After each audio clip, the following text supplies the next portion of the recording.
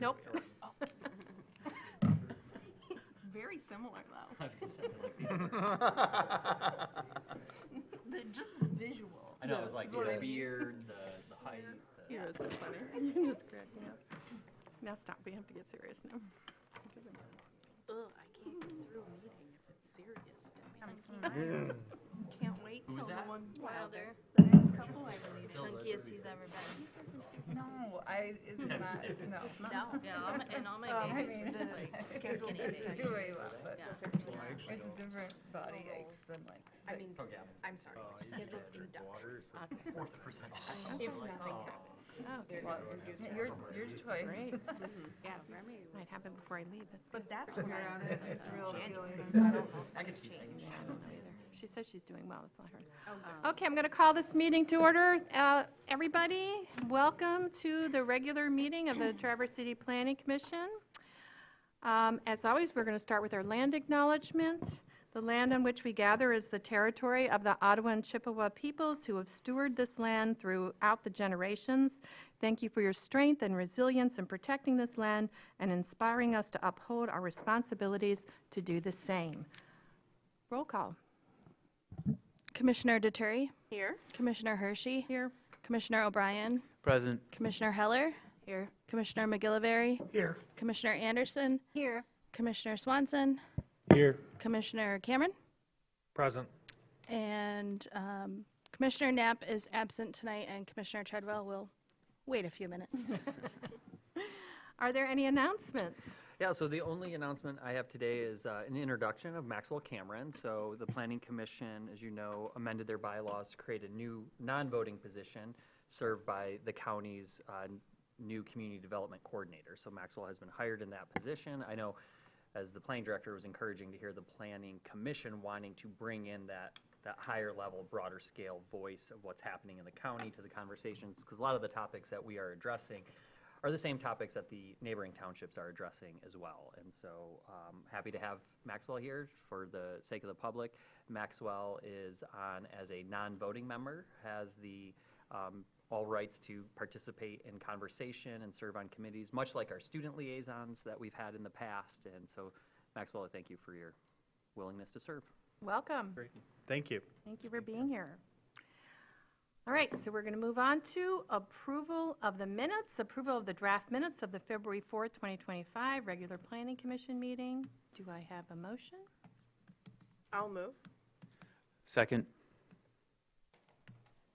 Any public comment about the minutes? All right, we have a motion and a second. All in favor? Aye. All opposed? Motion carries.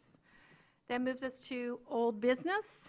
A, public hearing and the consideration of a Planning Commission initiated zoning text amendment to Chapter 1334. I don't know what just happened here. She voted, just close that. Oh, okay. Oh, Sorry. Got to find it, sorry. 1334-R2 Mixed Density Residential District and possible recommendation. Mr. Winter. Yeah, thank you. So to recap kind of the history of this, this was one of the number of small-scale changes that the Planning Commission had recommended to the City Commission back in 2023 after a number of years of researching and discussing these housing reform possibilities. The City Commission decided to move this one along with, I think, 5 or 6 others to formal introduction and then bring it back for a vote later. It did appear on the agenda. It was the last of all the items that night that they discussed. But if you recall, they didn't vote on it. They didn't make a motion. They did, you know, and I've talked with some of the city commissioners and they were kind of candid. Like, I think it just got away from us. They said it was a long meeting. There was a lot of motions and stuff like that. I don't think that was intentional because they did vote to bring it forward for a vote. And a number of planning commissioners have questioned it since then. Like, where do we stand on that one? It's kind of been like a dangling, unresolved item. So as we started talking in the fall about the goals in the planning, the master plan's 5-year action plan, this was one of them. It was brought back for discussion in January where the Planning Commission provided directions to bring it back for consideration since it was all teed up and wasn't resolved. So we've had a couple of meetings discussing that so far. So that's kind of why we are where we are right now. This one was left unresolved. So to recap, essentially what this amendment proposes is the number of dwelling units on a property, increasing it in the R2 from 2 dwelling units to 4 dwelling units, which is what was originally proposed. No other changes to what can be built in that district would be modified by this amendment. So height stays the same, number of structures that can be used for residential purposes stay the same, setbacks stay the same, the amount of impervious surface that can be occupied on the lot stays the same. So the scale of the development would have to mimic what is allowed today. It's just a matter of how the interior of those spaces gets divided in the number of independent units that could occupy it. So that's basically the gist of it. So I did put in some visuals that we created for the open house. We created a bunch of different perspectives about what is allowed currently and what would be proposed. Those are all done in SketchUp to scale, so they mimic a typical city lot of 50 feet wide by 165 feet deep, with 7-foot setbacks and approximately, I think it was an 8 or 10-foot front setback. So those are pretty standard setbacks that we have there, with the accessory buildings off the rear alley, which is what we require, especially in our historic districts. So yeah, I think that's really kind of the gist of it. So I wanted to give you the visual of what could be allowed through this amendment that you've decided to move forward. There were some questions, that you have received about parking. So that's where design decisions have to be made. The Planning Commission and the City Commission voted in 2021 to eliminate parking requirements for residential purposes. So it was determined at that time that instead of coming up with an arbitrary minimum mandatory number of spaces, they will let the property owner and developer determine the amount of parking they need to fit their use. Now, I will point out that you cannot park on the streets overnight, so if they intend for their tenants or the property owner to have cars, they need to have that accommodation on site. I will point out that parking, though, does count towards your impervious surface limit. So the more parking you add, the smaller footprint the house is. The bigger the house, the less parking you can have. So that's where there's a balancing of parking needs to actual developed structures on the property there. So again, this would limit it to 2 structures for residential purposes. You can still have an accessory structure, but no more than 2 structures for residential. So right now, we allow single-family homes with an accessory dwelling unit or an ADU. We allow a duplex, which is 2 units attached, or we allow 2 detached homes on the R2. So with the proposed amendment, that would also allow, with the density going up potentially to 4, to allow a triplex with an ADU, 2 duplex units, because 2 plus 2 is 4, so 2 duplex structures, 4 units, or a quadplex. Now, it should be pointed out that once you cross into the 3 dwelling limits, you're open, or 3 dwelling units, you're now subject to a bunch of additional standards. So you have to meet fire suppression, so a lot of times triplexes and quadplexes need to be sprinkled, and all properties that have 3 or more dwelling units have to be engineered for stormwater management. So 1 and 2 family lots do not have to. So this would actually be better addressing stormwater, because the whole site would have to be into compliance to treat the water on the property and not let it run off into neighboring properties or into the right-of-way. So a couple other things that were pointed out. There has been some comments about design standards, and so I put that information in your charter that in 1968, the city at the time was proposing a property maintenance code. Yeah, the problem is I don't know how well these speakers work, so I'll try to just talk louder in general. So, okay. So in 1968, the city was proposing a property maintenance code, and a number of property owners did not want their property governed in that way, so they had a citizen-initiated charter amendment that prohibits any kind of design standards on 1 and 2 family homes. So that would be a question for the Planning Commission to consider. So within one district, if this was to be approved, you would have the same use, which is residential. You would just have different number of units. Do they warrant different types of regulatory designs. And so that's something that you guys can discuss today and determine. So once again, I'll just point out that it is in the master plan. This was specifically included in the action plan.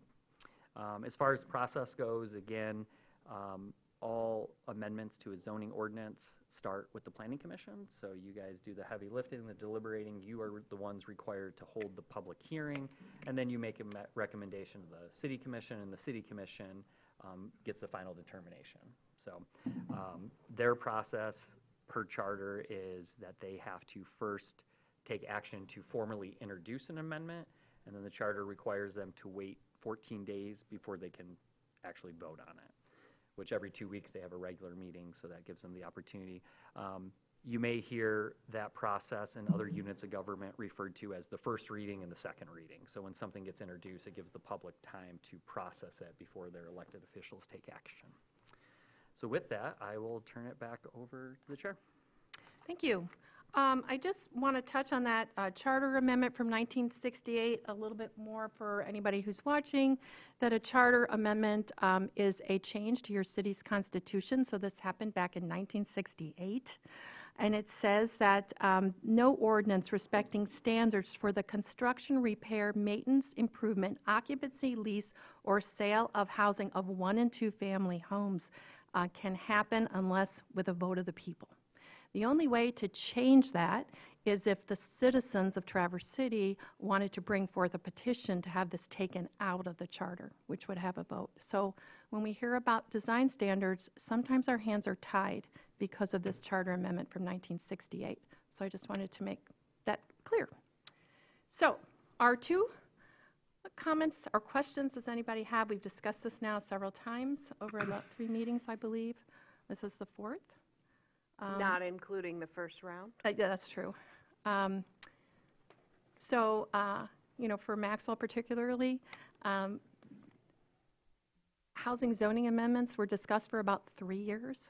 And then 2 years ago, some suggestions were sent up to the City Commission. So the Planning Commission is kind of like the research and development arm of the City Commission. They say to us, we have a housing problem. Go out, do research, make some suggestions. So we made some suggestions. This one never was taken up because of a time constraint at the meeting. So there was never a decision made on it.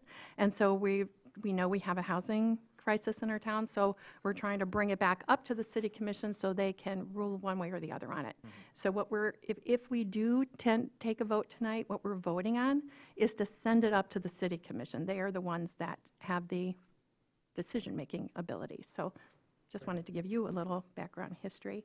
And tonight is a public hearing to open up and to hear from the public as well. But does anybody have any statements or questions before we open up to the public? Jackie? Thank you. I was both concerned and a little surprised to be told that the City Commission had just overlooked an item that was on their agenda, because I know how thorough and detail-oriented our city clerk's office is in their functions. And so I dove back into the agendas and agenda packets and the minutes from both the Planning Commission meeting that authorized requesting, you know, the conversion from 2 units to 4 units. And also that was on, I think, June 6th of 2023. And then the October 16th, same paperwork from the City Commission meeting. And I couldn't find in the agenda packet or the minutes from the City Commission meeting any indication at all of the R2 to R4 conversion. There was a specific proposal related to Chapter 1334 of our ordinances, which was at that point named R2 Two-Family Dwelling District, and as a result of City Commission action was named Mixed Density Residential District, and it added the ADU use with a duplex, but, and that was reflected again in another one of our ordinances, 1368.03, where it indicated maximum density dwelling units per parcel was in R2 shifted from 2 to 3. And I'm puzzled by the idea that the city commission would have just skipped over something that was on their agenda, and sure enough, I couldn't find it on their agenda. So I just wondered what you think might have transpired between, or am I just am I just missing it? Maybe there is some evidence, an evidence trail of some kind that would show the proposal of that change and when it was made to the city commission, but I couldn't find it. Yeah, I mean, it was what was introduced. It was what I presented to the commission in August of 2023, sitting over there in my PowerPoint. It was included, and they did vote to formally introduce that. And I've talked to 3 of the commissioners now who were on there, and they all said, yeah, I don't know why we didn't vote on it. They're like, one of them specifically said to me, he's like, it was a long meeting, it was an emotionally charged, I think we got tired, it was the last thing we talked about, and then we just didn't vote on it, so. But our quite accurate paperwork doesn't show that it was even introduced. There's a memo from the interim city manager that does not include that. So I'm concerned that there were some decisions that were made Mitch not wants in a to say public something. forum. I think Mitch has. Yes, speaking as somebody that at the time was the city commissioner and also a planning commissioner, I can say that it was part of a large package of bills that made it from the planning commission to the city commission. And at that city commission meeting, we looked at the package of bills, and rather than going sequentially, from the start, what we did was we just took an up or down vote over whether we wanted to discuss each of those items, and then those formally got added as the agenda items. Because we knew that it would be a long meeting with a large package of bills and other business that we had to attend to. That doesn't mean that the other things couldn't be discussed, but given how long the meeting went, the items that weren't decided as, okay, this is a priority item among the large package of bills, just fell by the wayside. Yeah. We know it was sent up, and Sean and I were at that meeting, and that's what happened. Brian? But there's, It's sort of a moot point. Yeah, It is. It was adopted by the planning commission, sent up to the city commission. The city commission took no action. We're sending it back to the city commission. Yeah, that's exactly So for them correct. to take action on it. Yeah. Whether they missed it, forgot it, decided not to act on it, or push it for another day, that's all in their own minds. There was no vote taken, so there's nothing really there. It's, the question is, are we going to send it back up to them now for a vote? That's the question before us. Correct. That is correct.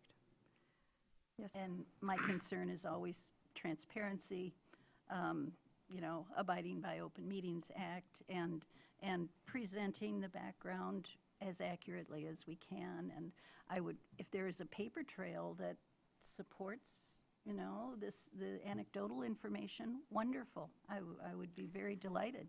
Well, I just found our paper trail from the planning commission sending it up to the city commission. So Yes. that's established. And that is established. And you're saying you can't find the one from city? October 16th meeting where everything was approved. And I do have printouts of those, Anna, if you'd like them. I'll go hunt it down, Yeah, but we can provide you with anything we can find, but as Brian said, what's before us now, tonight, is whether or not we're going to send it back up to them. And frankly, there have been some city commissioners who have come to us saying, send it up.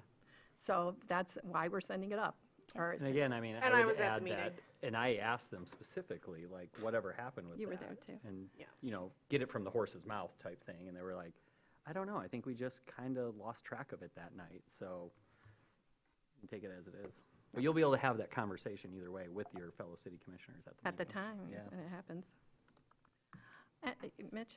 Yes, in much the same vein, in roughly the same time frame, the planning commission revised the lighting ordinance for the city, sent it up to the city commission. The city commission had some discussion on it, but it was never a formal vote, and it was not passed. So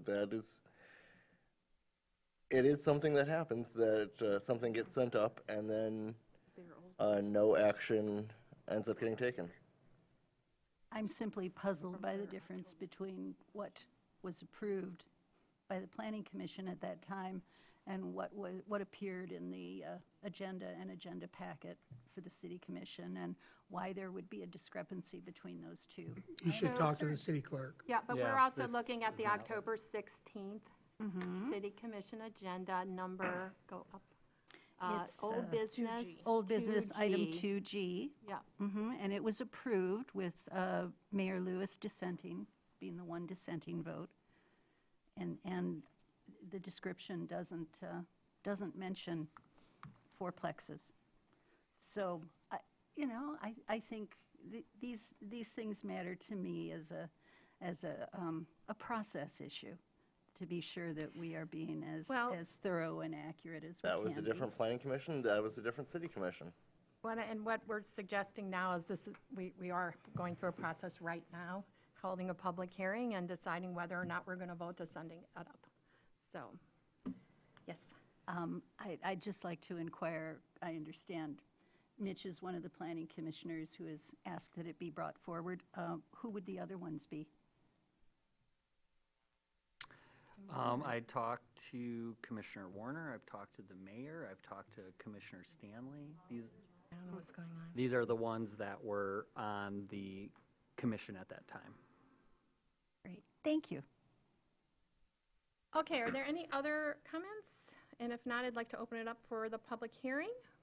So we are going to officially open up the public hearing. If anybody has a comment on this, please line up and come to the microphone.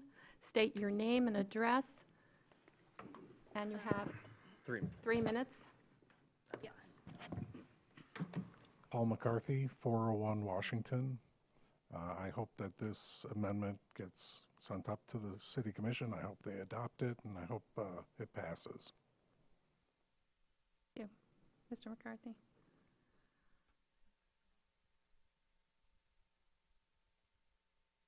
All right, Doug sorry. Kimball, Spruce Street, Traverse City, Michigan. I want to bring up something from the last meeting. One commissioner said he was tired of talking about the proposed change in R2 and just wanted to vote it through. But your discussions on issues help the public understand things about the issues and about how you come to your decisions. And residents should understand how you come to your decisions that affect our lives. So please continue the discussions. Don't cut them off. Also, at the last meeting, you started to discuss character as it applies to current R2 zones across the city. And I think you should recognize that these zones are very different. Some are large, historic, single-family homes, and some are already multifamily buildings on commercial streets. And some are 1,000-square-foot starter homes on small city lots. So choosing one zoning solution to encourage more density in all of the areas ignores their current environment. And so please develop zoning that reflects and preserves the character of each neighborhood as promised in your meetings with neighborhood associations. And the historic district can handle the issue of character. You know, in their code of ordinances, they're able to talk about it and try to come up with something. And related to that, and to consider the word demographics to mean redlining is wrong, because demographics is used in your master plan 50 times, 40 times in the text, 10 times miscellaneous, like table of contents, footers at the bottom of the page. And so finally, I'm going to ask that you follow the Robert's Rules of Order. Your own bylaws call for this, yet the R2 discussion turned into a free-for-all with no attempt by the chair to restore order. So have each commissioner speak uninterrupted and when called on.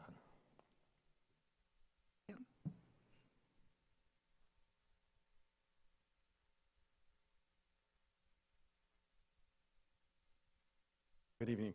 Bill Manny, Traverse City, Michigan, 905 Bay Street.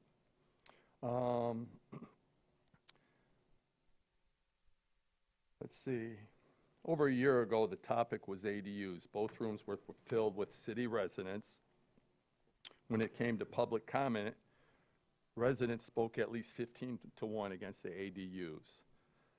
Today, we are talking about the lack of affordable housing and changing the zoning.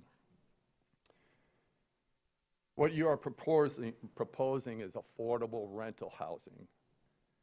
It's not housing where people can buy and afford a home that they own. Other northern Michigan cities or towns are looking at Traverse City on what they don't want to become because of, and it was mentioned earlier, I didn't finish typing my notes, so I'm sad lib right now. But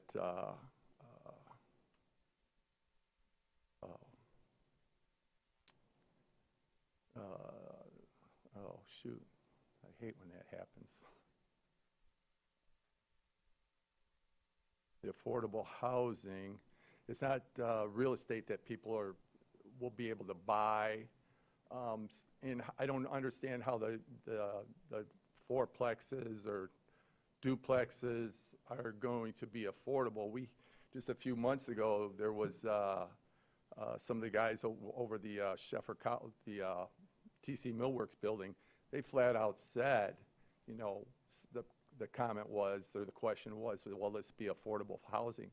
At today's labor rates, today's cost of materials, they flat out said that it wasn't going to be affordable housing. It was going to be something that was a little on the higher end. So, you know, in another case, there's, you know, at the corner of Spruce and Bay Street, there's already one non-conforming use that has been changed to another non-conforming use, allowing for a four-unit dwelling there with 2 adjacent lots, which are going to also allow for potential 2 duplexes or 4 dwellings on those pieces of property. So there's a small section of land right there where you're going to end up having 12 units and with no proposed parking on those units. But I came to the meeting at the last second today, so I didn't have my notes prepared. But you know, the residents that live here year-round, I think, really would prefer things stay the way they are with the duplexes instead of continuing on and overbuilding the city. Thank you. Changing it to rental property.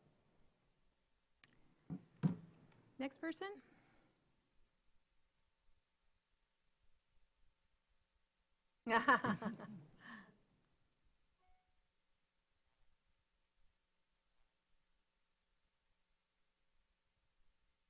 Been a long time since I've been here. Good to have you back. This is a new microphone. I'm here tonight, though, to request that the R2 zoning districts Adrienne, in do you both mind? board... Your name and Your name and address, please. Oh. We know who you are. For the record. Adrienne Rossi, 312 West 7th Street. Thank you. All right, I'll start again. I'm here tonight to request that the R2 zoning districts in both Boardman and Central neighborhoods be excluded from these proposed changes. I'm only going to speak, though, for Central neighborhood because that's where I live. And I hope someone's here to speak for Boardman neighborhood as well. The recent zoning changes that you made in the R1 districts have made both the R1 and the R2 districts indistinguishable from one another. And this is definitely true in our neighborhood. The trend in both the R1 and R2 districts in central neighborhood are toward returning homes to single-family homes, but building very large garages with space over them. And I think that's very appropriate in our neighborhood. I've always looked at those big 6th Street homes and thought, those little dinky garages look kind of strange out there. And the buildings that they've built are very nice and very appropriate, and they're well taken care of, and the owner is on the property, which I do believe is very important. That change alone that you made to allow an ADU on every R1 property in the city, it has the potential to double the housing stock in this city without going to the R4 zoning in all the R2 districts. Now, the past administration used to talk about this as well, and they referred to it as the low-hanging fruit. And it always made me feel, as a resident of the R2 districts, that I was a little somehow less than anybody else, because they didn't want to tackle this anywhere else, I guess. And I always felt badly about it. And in truth, there are 14 registered neighborhoods in Traverse City, and only 6 of us, only 6, have R2 zoning. No one else in the city has it, even though there are many zones in Traverse City that rightfully could be called transition zones. Now, I'm really very sad that no one has come to our neighborhood to discuss these changes and find out how the residents feel about that. I'm also concerned that this is a business use coming into our neighborhoods. When you have 4 living units and no owner on the premises, this is a business use. And we have not faced a business use in our neighborhoods for quite some time. Thank you, your time's up, sorry. My time has elapsed? Yeah, it's 3 minutes. Well, And we did start it over, I will say. I had one. But thank you for your comment. Well, could I make a comment, because you are chairman here? When the ADUs came up for discussion, it was mentioned, people wanted the owner on the premises, and you made the comment that this would be, we wanted policing. And my impression is that people want these properties managed. They really are concerned that they're managed and managed well.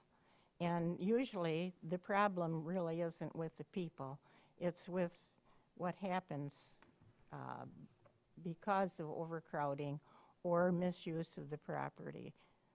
So please keep that in mind, that we're asking for management. Thank you.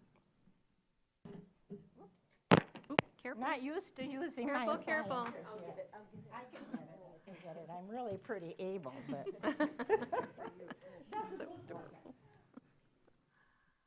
Hello. Hello, I'm Amy Pflugheft. I live at 537 Webster Street. While I'm not speaking on behalf of the Boardman Neighborhood Association, I do indeed live there. And as someone who lives in that neighborhood and has for a long time, I am also of the mind that it would be good to exclude the historic districts from the increase in our 2 district as it's proposed. My main concern is the possibility for, as Adrin mentioned, the possibility for it to be a non-owner occupied situation that becomes really more of a business opportunity. And then, but mostly, I feel like 4 units could quickly become 8 cars that are parked at that location, even if that's not the intent. And even if there is space provided, just living in my block, the 500 block, many cars park in the city right-of-way, in the alley, for a variety of reasons, which is not legal, but that has not been policed well, and unless the city is willing to really crack down on that, I think that would be, people may have the false impression that you could have as many cars as you want, and maybe the intent would be just, 4 units. maximum would be 4 cars because people would have proximity, but that doesn't always play out. So I just want people to keep in mind that the neighborhood flavor is not 8 cars in a parking, in the back of a lot off the alley. So that would be my main concern, and I think that could be resolved by excluding the historic districts from this increase. Thank you. Thank you. Does anyone else have a public comment?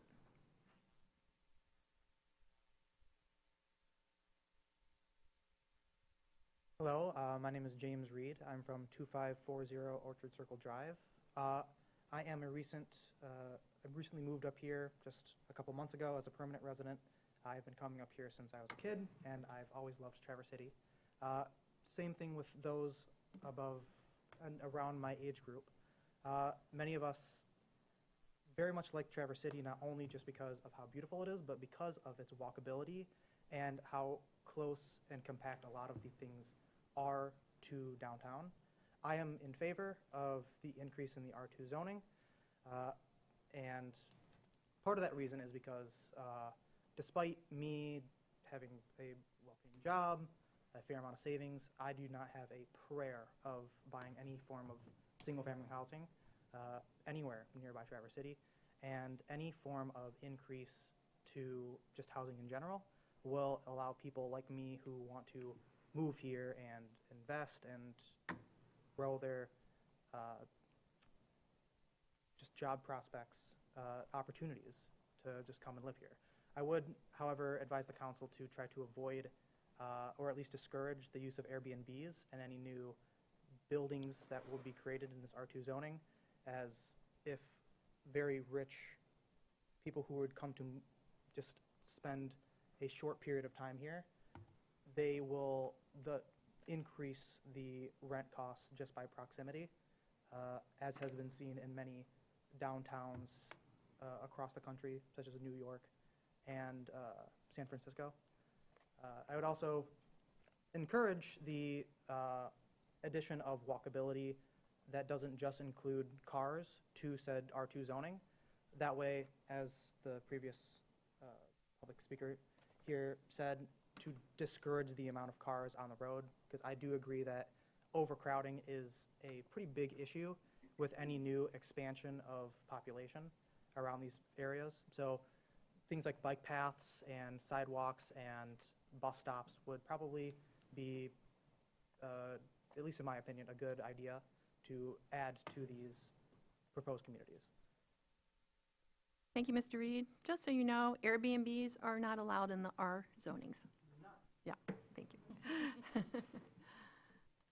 Hello, Heather Hudson, 119 Fair Street.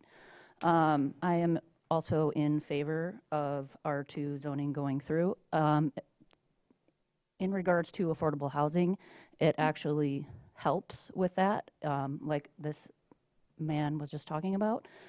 If you come in and you want to buy a duplex, you can use 3/4 of the second unit towards your mortgage, which helps your debt to income, which makes housing more affordable. So it can help people buy the home and have somebody living on the property to help them purchase that. I certainly understand the historic thing that was brought up. I think parking is definitely something that should be addressed, but those houses are enormous, and I know we don't want to monster all of those houses, but some of them could lend themselves to being divided, and also that gets more community in there. I know we don't want them turning into party houses, so I can totally understand why people would be concerned about that, but also those houses, some of them were built that way to be multi-unit. And they look the same from the outside. So anyway, thank you. Thank you very much.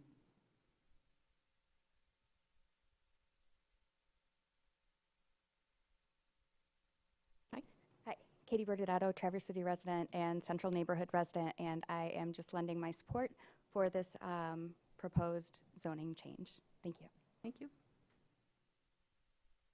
there anyone else who'd like to make a public comment? If not, I'm going to close public comment. Thank you very much for your comments, everyone, and bring it back to the commission. Yes, Mitch? Yes, as you already pointed out, we do not allow any short-term rentals in these areas. But I would like to say, with regard to historic character, in both the central neighborhood, the Warden neighborhood portion, and I'd also say the Kids Creek neighborhood portion, you do have houses that are well over 100 years old, but in all three of those R2 sections, there is a very long history of multifamily residences. Whether they were built as a single-family house or built for a very large extended family, at various times in all three of those areas, houses have been divided up into 2, 3, 4 units. The tab key to navigate There's and press space to toggle an option. There's a house I walked by that happens to be an R1 in central neighborhood, right by on my way to this meeting today, that has 6 units, but you wouldn't know that from looking at the outside. It looks like a single-family house. So arguably, it is part of the historical and traditional character of those neighborhoods to have higher densities of housing. Also, we have no parking requirements, and notions that more units mean more cars is not necessarily true. That's 6plex that I mentioned. At no time have I, knowing people that live there, known more than 4 people that have at least 1 car, but there is still parking space provided for 6 tenants. So by no parking required, if that landlord and the tenants came to an agreement that they wanted less paved area and more backyard, they could do that. Speaking for myself, I have 9 boats, I have 2 bikes, but I have no cars, so I don't require an impervious space to park my vehicles. Any other? Yes, Shay? Can I make the motion? You can make a motion. I make the motion to recommend the zoning text amendment to Chapter 1334 R2 Mixed Density Residential District of the Traverse City Code of Ordinances to allow for up to 4 dwelling units per lot, with all other dimensional standards remaining unchanged, with the necessary corresponding amendment to Chapter 1368 size and area requirements be recommended to the City Commission for approval. Support. Okay, we have a motion and support. Are there any other comments before we vote? Can before you vote, can I provide some points of clarification of things that were mentioned? Yes. For the Do you want to public? start? Yeah, Okay. I just want to get these before, Okay. just to help inform some of the things. So, one thing that was mentioned is wanting properties managed. That charter amendment that Debbie mentioned prohibits us from rental inspections on 1 and 2 family dwellings. However, all 3 and 4 dwelling lots, we do conduct rental inspections on, so these would be managed. I just want to point out that a duplex, a triplex, or a quadplex doesn't guarantee a rental scenario. So there's 2 duplex structures across the street from me. Each of them has been site condoed, so all of them are owner occupied. So the ownership and use are different things. They don't necessarily guarantee one or the other.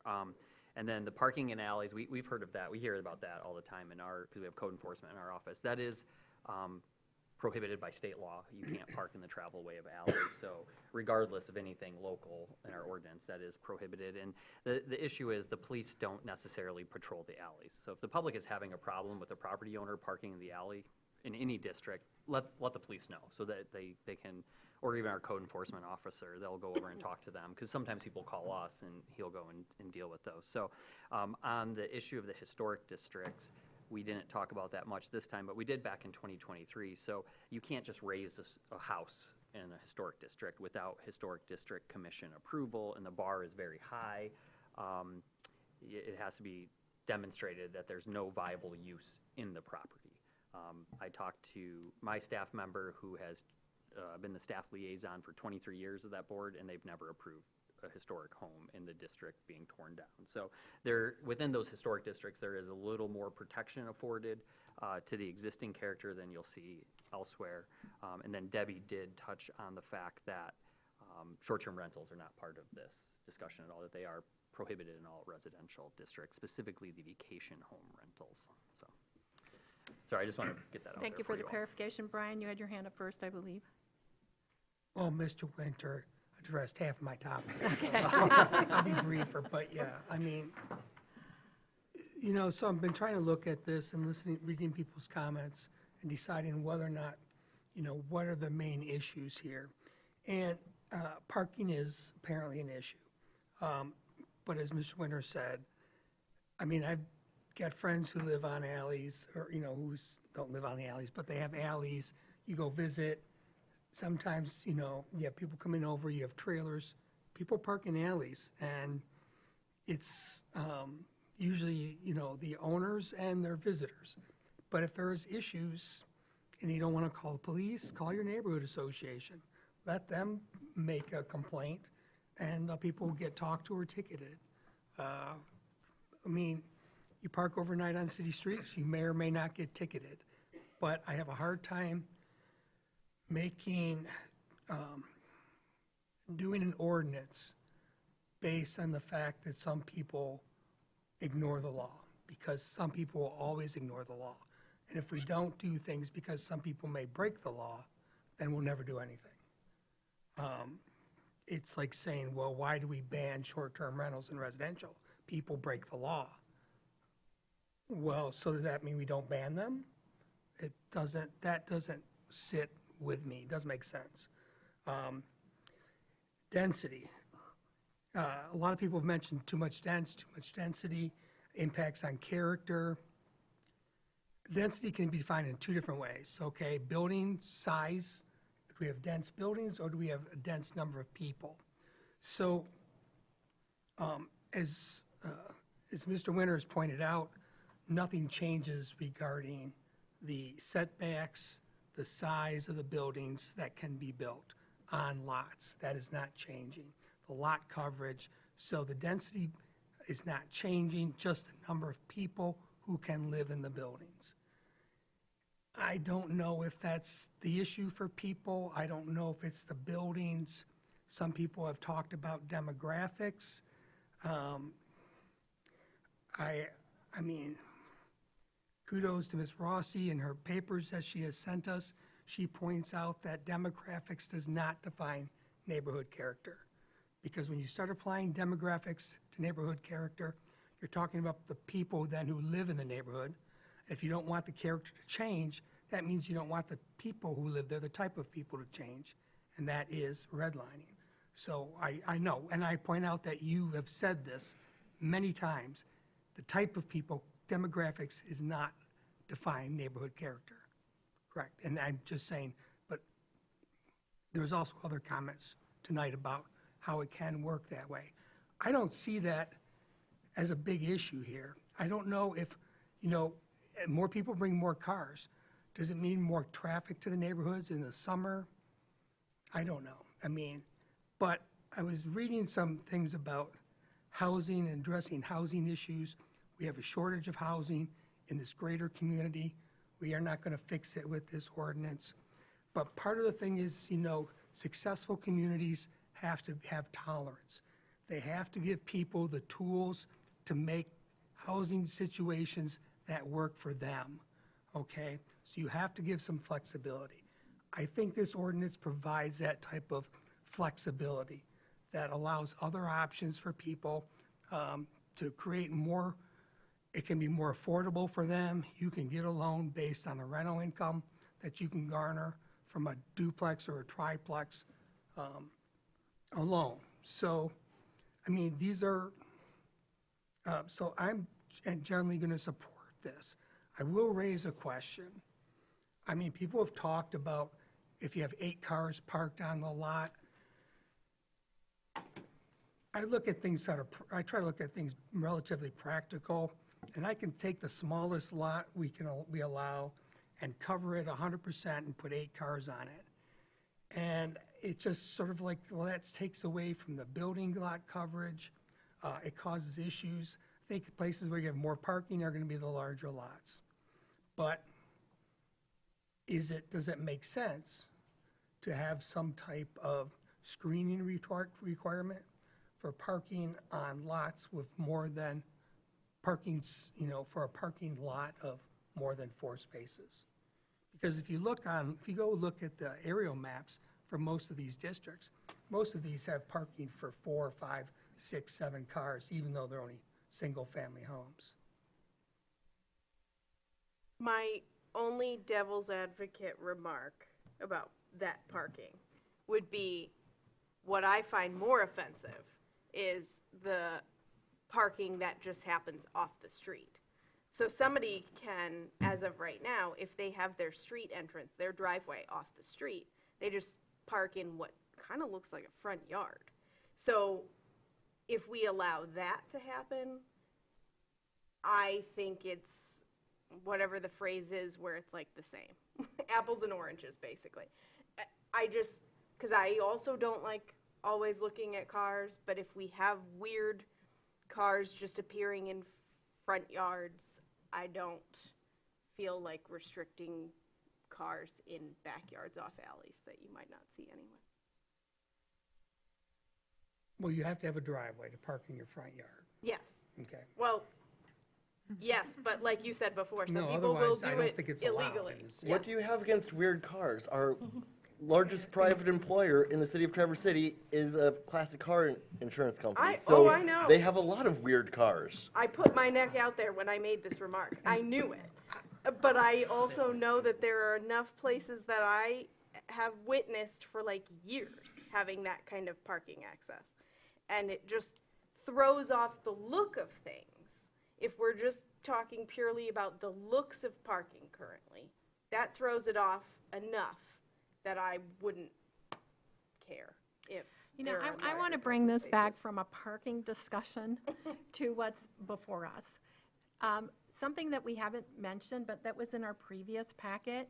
For 85 years, 2 buildings have been allowed if they meet all the zoning code requirements in this R2 district. So that part's not changing. What is changing is the potential, like you say, the number of people inside these buildings, and that's what's before us. Are we going to send that up? You know, whether it's screening or whatever, I think is to be talked about city commission level and trying to figure that out. I mean, all we have to do is send this up to them for them to discuss it. So I will add this, Brian, to your concern. In section 1372.05, which deals with landscaping, it does say, except for parcels exclusively with the total of 1 or 2 dwelling, parking alleys shall be screened from streets, the alley, and from neighboring properties whenever parking is developed according to the following. So if they are going to, and there's standards that follow, but so again, once you get to 3 and 4, all these additional standards start to kick in. So again, screening, stormwater management, rental inspection, all that kind of fire suppression. So screening would be included? Yeah. It is included. There's your And you know, answer. and we've talked about that in ours because my 2 employees here live on the same alley and they have a single family neighbor with 2 people and they're car enthusiasts and they have 5 cars. They're appropriately parked in the back and stuff. And we're not, we don't seem to be raising concerns about the single family homes with lots of children driving and all the cars and stuff, but the potential of individually occupied units. And so that's something for the planning commission to kind of wrestle with. There seems to be like 2 sets of standards being applied to different types of housing use. Well, we often apply different standards to different zones. So I'm okay with that. The screening question has been answered. Thank you. Jerry, you had your hand up? Yeah, I think, you know, this is more of a personal anecdote, but, you know, I grew up here and left and then came back, and so I've, thinking through all this and looking at the zoning math, I lived in a rental house in the Boardman neighborhood. I lived in a non-conforming duplex in the central neighborhood with my wife when we got married. And then we somehow were able to manage to buy a house in Oak Park due to a house being split, which allowed our house to be, it was a large lot. It was split. A new house was next door.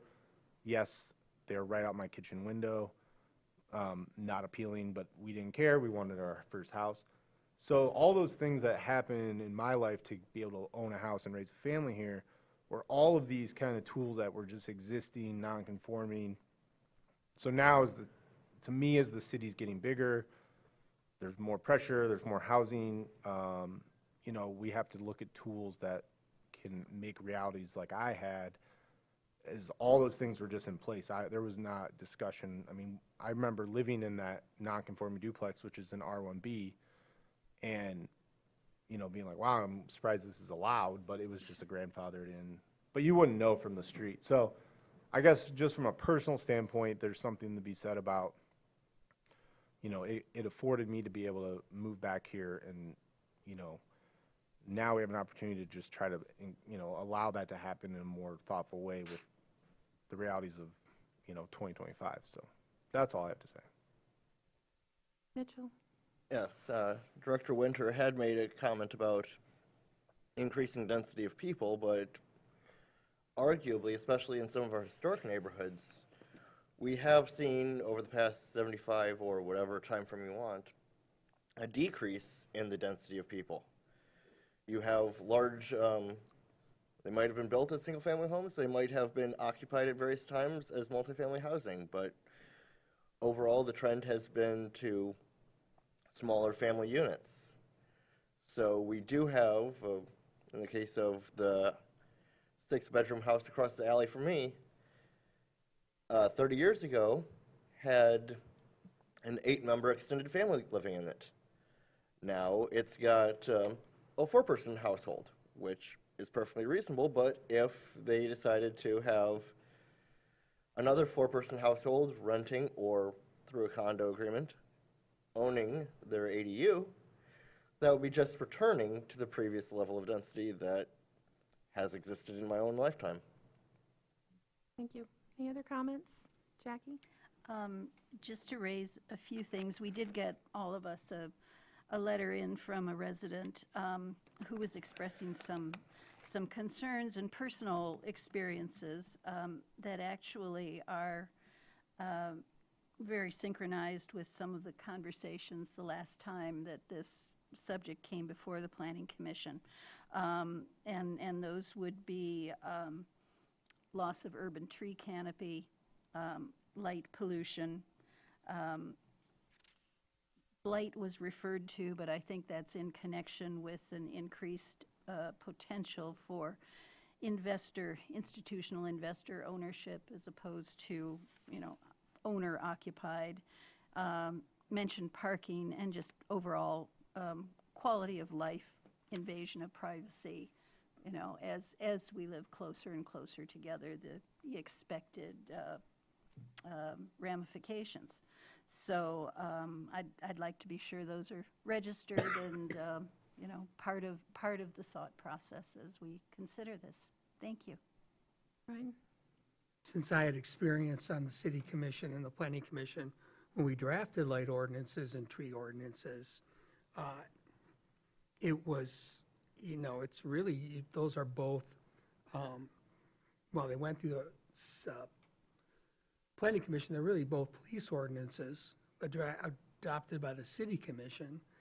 And, you know, and both times the City Commission watered them down, including exempting residential properties from almost all, if not completely all, of the tree ordinance. So, you know, that's an easy fix if you're concerned about the tree ordinance. And same thing with the lighting ordinance. You know, we can't barely even get it enforced. So it's just been one, you know, that's a question for the City Commission. I mean, I understand the concern. Someone comes in, they take out the trees, you know, we lose some tree canopy. But if it's a commercial, they have to replace those or pay into the city's tree fund. If it's residential, they don't. But that was a decision of the City Commission. And so, again, I'm kicking that back to the City Commission because I wasn't happy with the outcomes of either of those ordinances in the end. But you know, so, you know, if you can't, I know you weren't on the City Commission at the time, but again, that's on the city commission. That's right. And I don't know if people overall want it. I mean, there's a lot of opposition to regulating trees in the residential zones. So it's unfortunate. I did want to add one more thing about character. And character is, is it the look of houses and how some houses are similar. I see a lot of architectural diversity in our neighborhoods. Sometimes you have groups of houses that are similar. Sometimes they're quite a bit different. I don't know if there's concern that,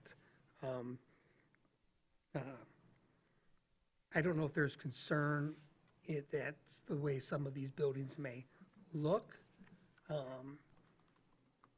And I thought about offering a amendment, and I discussed this with Mr. Winter, and just a very broad amendment that it must look like, they must have similar facade to other residential structures in the city. So pretty broad. He thought that was a little bit too broad. He also questioned, another number of other arguments, and said it'd be difficult to stop someone if they wanted to build a rocket ship and a banana. And I said, well, you could probably stop them from building the first banana in R2, but if they wanted to build a quad unit, but yeah, as long as somebody else built it. I'm not going to offer that. I looked at it, I wanted to address it. I don't see it as an issue and whether or not you get a residential looking facade from most of these buildings. If something comes up and people don't like it, it's going to happen, but it always happens. It happens with single-family homes. I know there's single-family homes that the neighbors all hate the way it looks. I know there's ones that people hate the color, but some people love the color. Well, and according to the charter, you can't regulate it. Yeah, and I So- know, and you could do it for tri and quadplexes, so 3 and 4 units, you could do that. But I'm not, at this point, I'm just going to support this ordinance as written. And I just wanted it on the record that we did discuss it. Unless someone feels differently and wants to, we could try to regulate it in that way. I just feel it's probably unnecessary, and I don't want to stifle architectural innovation. It could be Yeah, and I would problematic. add on that, and I appreciate you bringing that up, Brian, because we did discuss it, and my points weren't opposition to the concept of regulating it, but Brian and I discussed more the logistics of administering it from a staff perspective, and that's where, again, I appreciated the broadness of it, but it, we had a good conversation, I felt, about it. It just would put us in a very subjective position to make subjective decisions that, we don't like being put in that position necessarily. We like, more objectivity, more predictable outcomes and things like that. So it was a good discussion, and I appreciated the strategic solution-based thinking as we discussed. I do want to go back to your comment about the tree canopy. So if I can read this part, so we have a minimum tree canopy requirement, so except for parcels exclusively with a total of 1 or 2 dwellings. So what you're proposing at 3 or 4 would make these parcels subject to the tree canopy ordinance, where in the R2, 45% of their lot would have to be covered by tree canopy. So if they came in with a permit, we would need a landscape plan, or a permit application, we would need a landscape plan to see where they're gonna plant the trees, and the ordinance says every new tree equates to 500 square feet, so that's how we get them to that 45%. And then our zoning administrator, he'll print out the lot and then calculate the area of the existing canopy to see what their baseline is, to determine what the delta is, and therefore what they need to add. Now, it is true, our ordinance says if you can't fit the trees on your lot, then you can pay into the tree fund. But we don't allow them if they don't want to. If they can fit it on there, we make them do it. The only time that really comes into effect is downtown, because downtown allows you to have 100% coverage, but requires a 10% tree canopy. So they tend to pay into the tree fund because, frankly, the land value is so expensive downtown to give up 1/10 of it, that it just doesn't make sense to them. And then the Parks and Rec department uses that money to plant and maintain the right-of-way trees. So that's where you get most of the trees in the downtown environments. Jackie? I just thought it might be pertinent here to note the language of the mixed-density residential district, formerly two-family dwelling district, that was approved in 2023. And it specifies that, two-family or 3 dwelling units per parcel, if including an accessory dwelling unit, designed to be architecturally compatible with surrounding housing. So that statement is in our Chapter 1334. Is that the first portion Ordinance. that you're looking at? That's the introductory So portion. if you go to the general provisions at the beginning of the ordinance, it states that those are not regulatory, though. So we can't hold anyone to that standard because it's just the purpose. And Brian brought that up, I think, in February or January, that line. So I just want to make sure people know that that specifically is called out as just a description and not a regulation. Thank you. Yeah.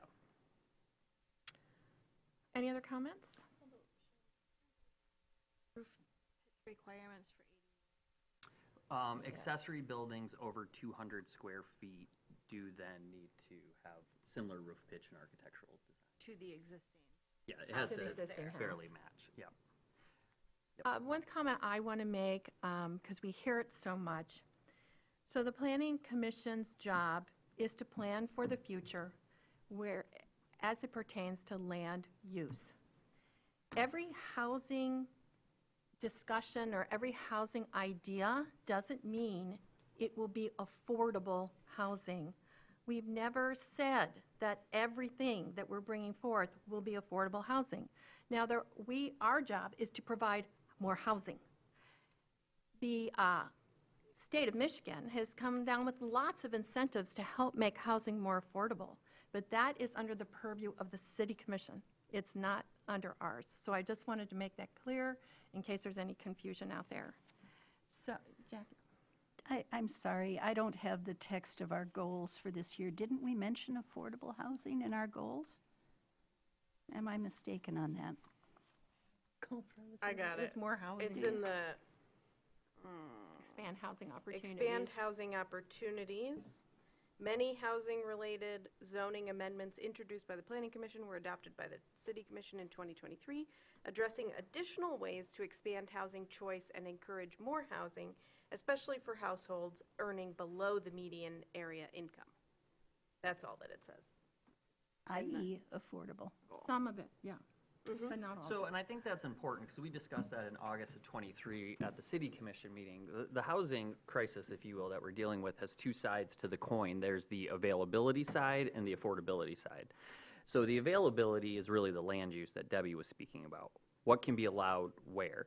And that's the purview of the Planning Commission. But Debbie is right that the real affordability tools fall under the purview through subsidization of the City Commission. The Planning Commission has no authority to implement any of those MSHDA tools or the state pilot programs or anything like that.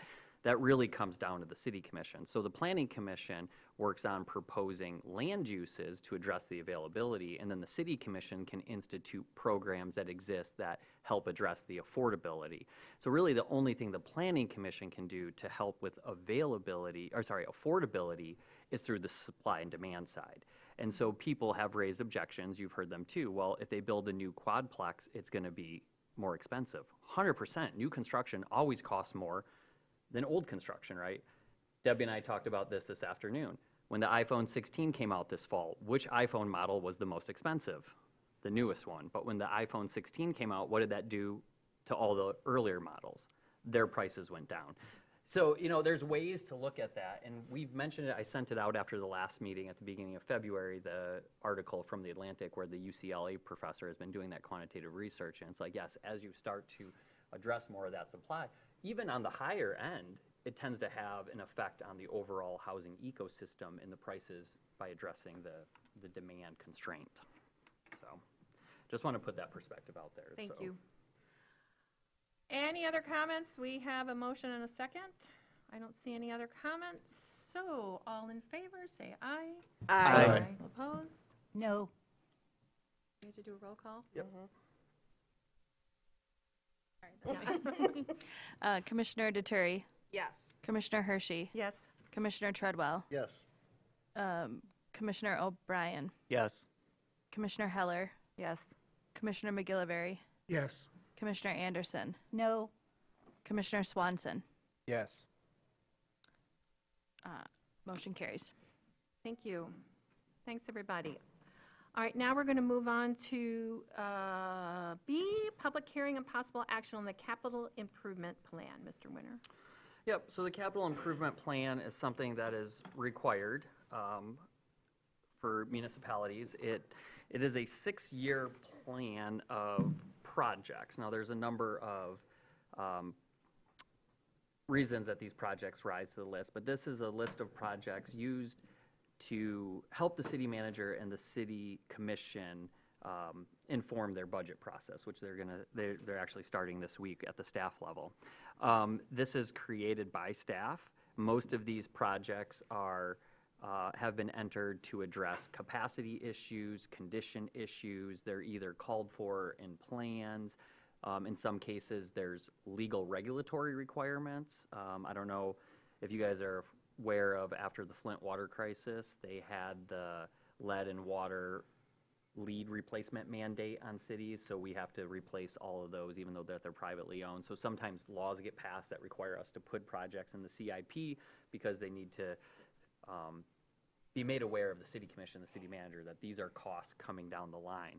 So every year this gets redone.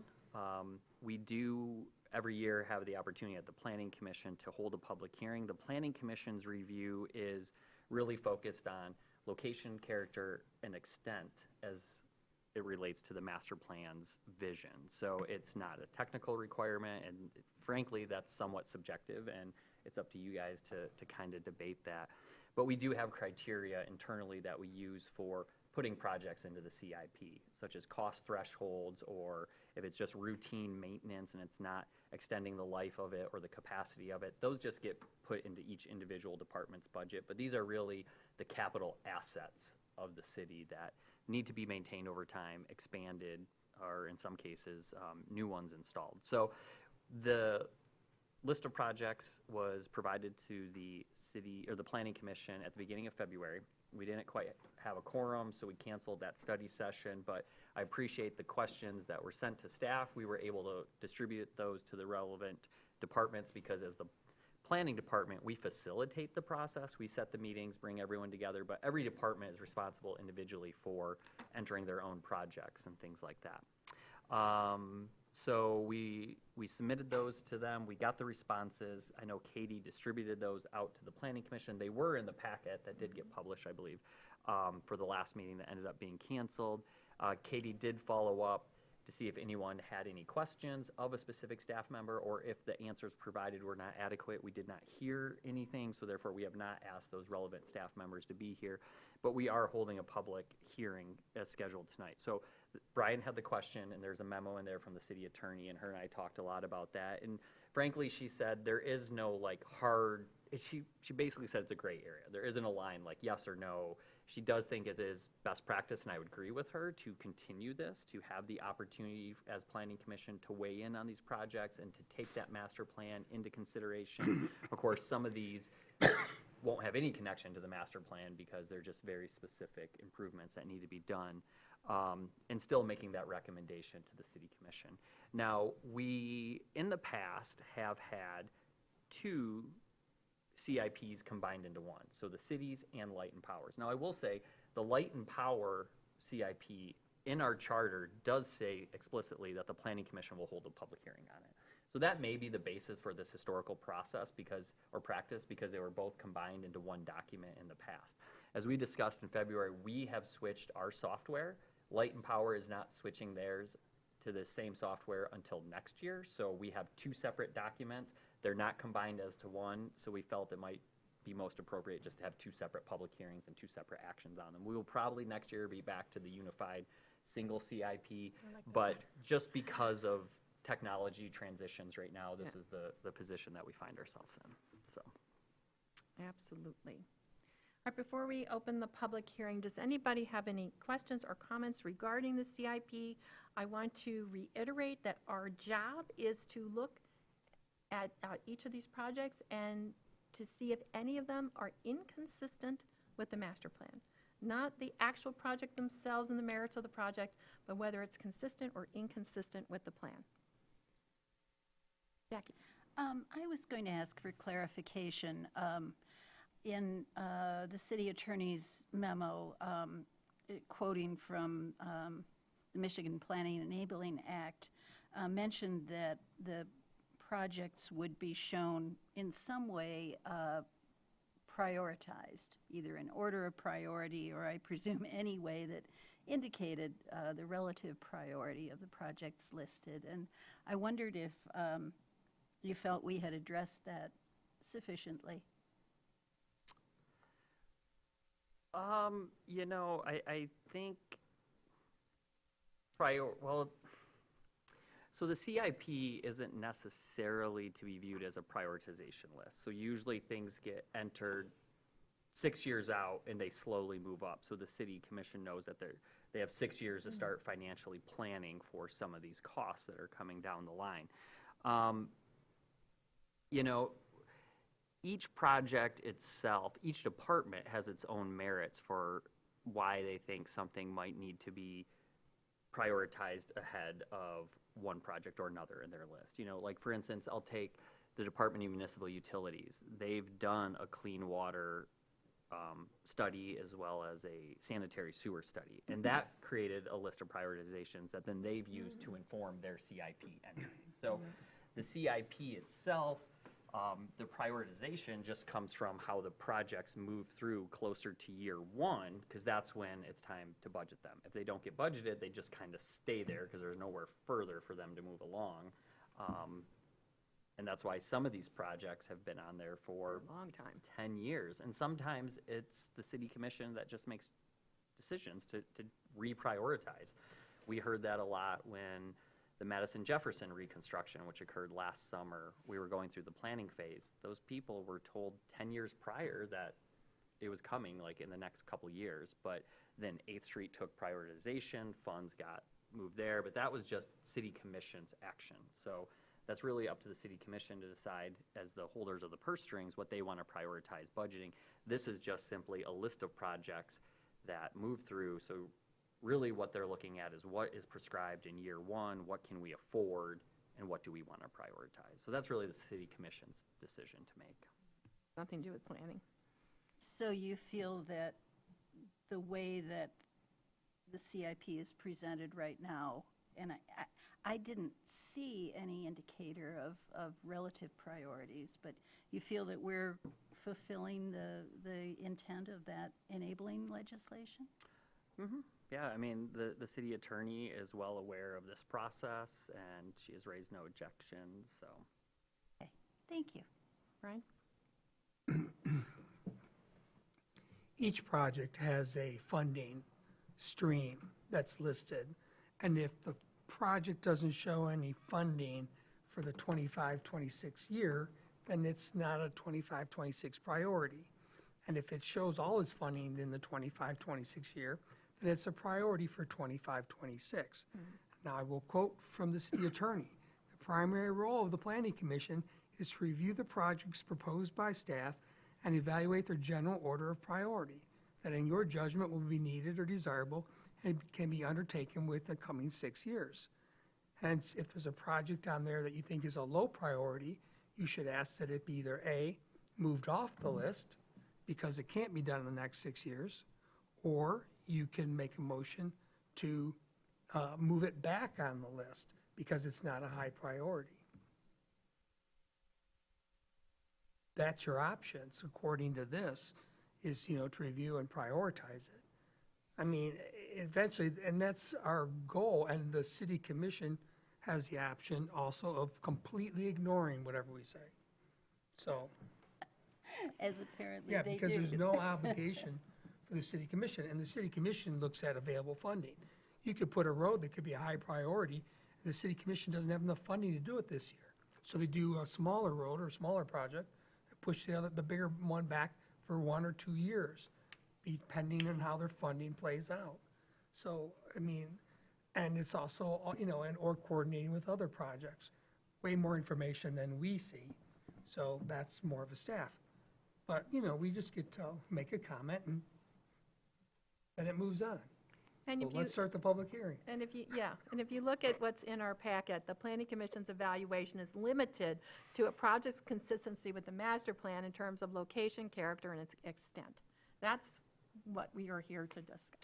So- And it does get a little confusing with the Planning Enabling Act, because it applies to every jurisdiction throughout the whole entire state. So like when I worked in Acme Township, I was the only staff member, you know, so really the Planning Commission in these more rural townships, the act speaks to like the Planning Commission needs to do this.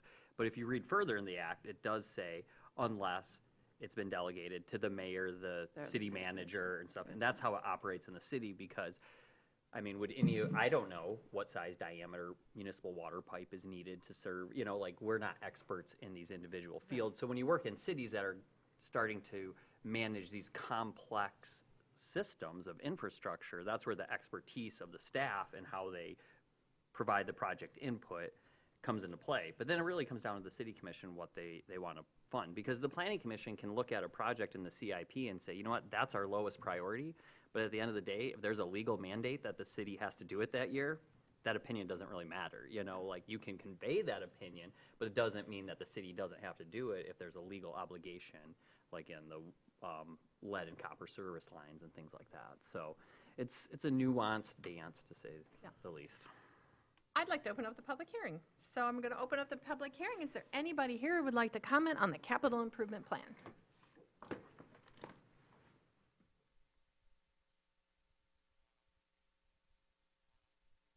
Justin Reed, 630 Cottage Drive, Apartment 1B. I'd like to go ahead and say there is a portion of the capital improvement project, project number 1256, which is the Tartt Bayfront Trail improvement and extension. Now, I noticed on that that it's mentioning that the extension is going to go up to Barton Park and up M37. I would persuade caution on that because since M37 is a state highway, MDOT would probably have to make the final recommendation on the easements and everything else through that one corridor up through beyond Bayfront through there. And another thing is the CIP projects, they all have FY on there, so financial year. Now, as anything else with priority is, yeah, there might be other incomes, there might be other funding, like from other resources. Excuse me. There could be resources from MDOT, there could be grants. So even if it is prioritized for FY 2025, you know, in the planning and financial aspects of that is there might be available funding from other resources, or then again, there might not be funding from other resources, so the city commission would have to knock that down and put it somewhere else. And I do want to say that one of the projects is the irrigation in there for the median for M72 and M22 and US 31. As you know, the second project is happening, the second portion of the M72 and M22 project. And the city decided that they don't want any irrigation in the median at all because they think it might be attract crossings with pedestrians and also because people might treat it like a park. Earlier there was a discussion about canopies. Well, that could be more additional canopy and more green space over there, but not necessarily a park. But anyways, that is my thing about the capital improvement project. Thank you. Thank you. Any other comments about the capital improvement project? Okay, seeing none, we're going to close the public comment. We do not have a motion on the floor. Would I'll make somebody the go- motion.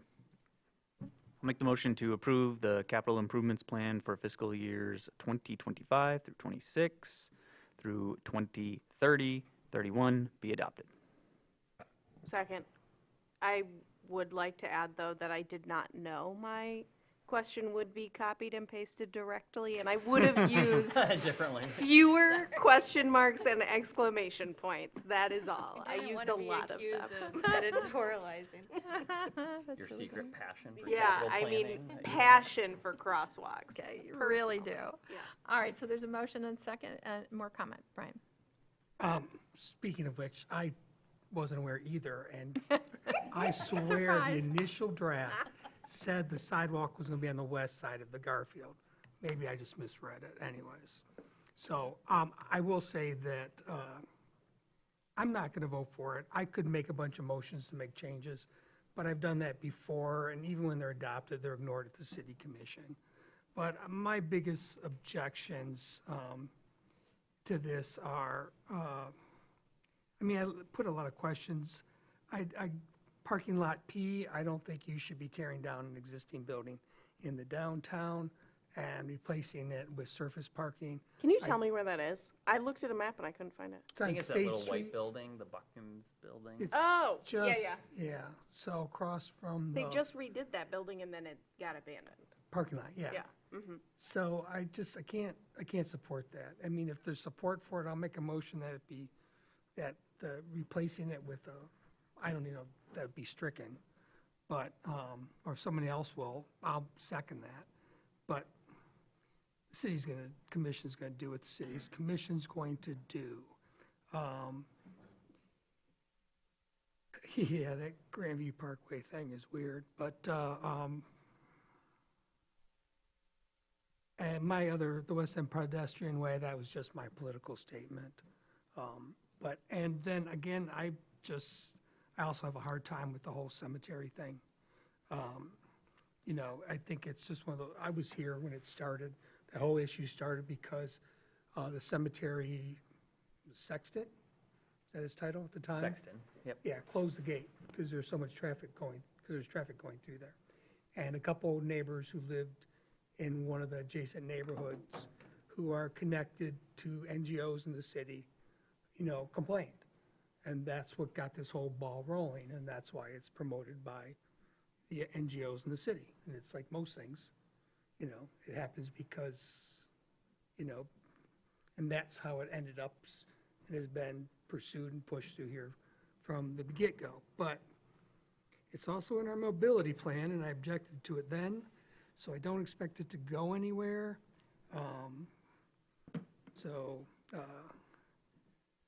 Yeah, that is a long answer to that one. I'm worried about parking lot B. I really would like to see a farmer's market structure there. But please tell us where it's inconsistent with our master plan. That is what our role is. Well, I don't think it meets the character of the neighborhood. Cheeky. You're not going to, I've raised this question before. Yeah.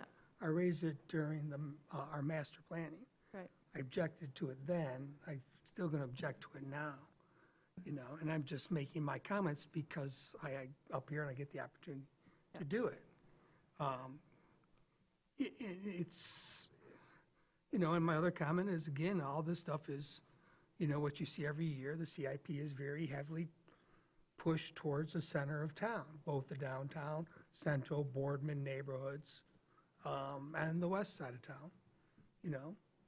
I should be happy because that is the only pedestrian-centered project going in east of Garfield, you know, so in the city.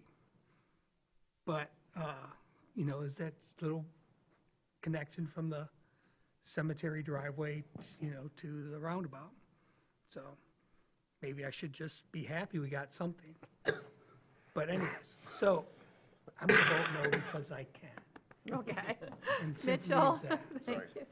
Do you have something to say? Yes, speaking about the cemetery gate issue, I have personally been advocating for that for 5 years, since before I knew that Brian and Sarna live in the Cromwell Terrace neighborhood, if that's who you're referring to.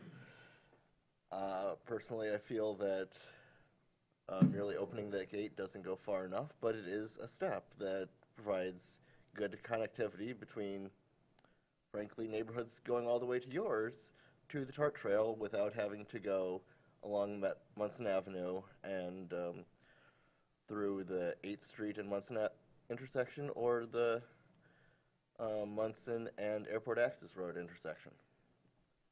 In concert with that, but not part of the CIP because it's just an administrative change, there is currently procedurally going through to remove the regulation in the cemetery that prohibits riding of bikes.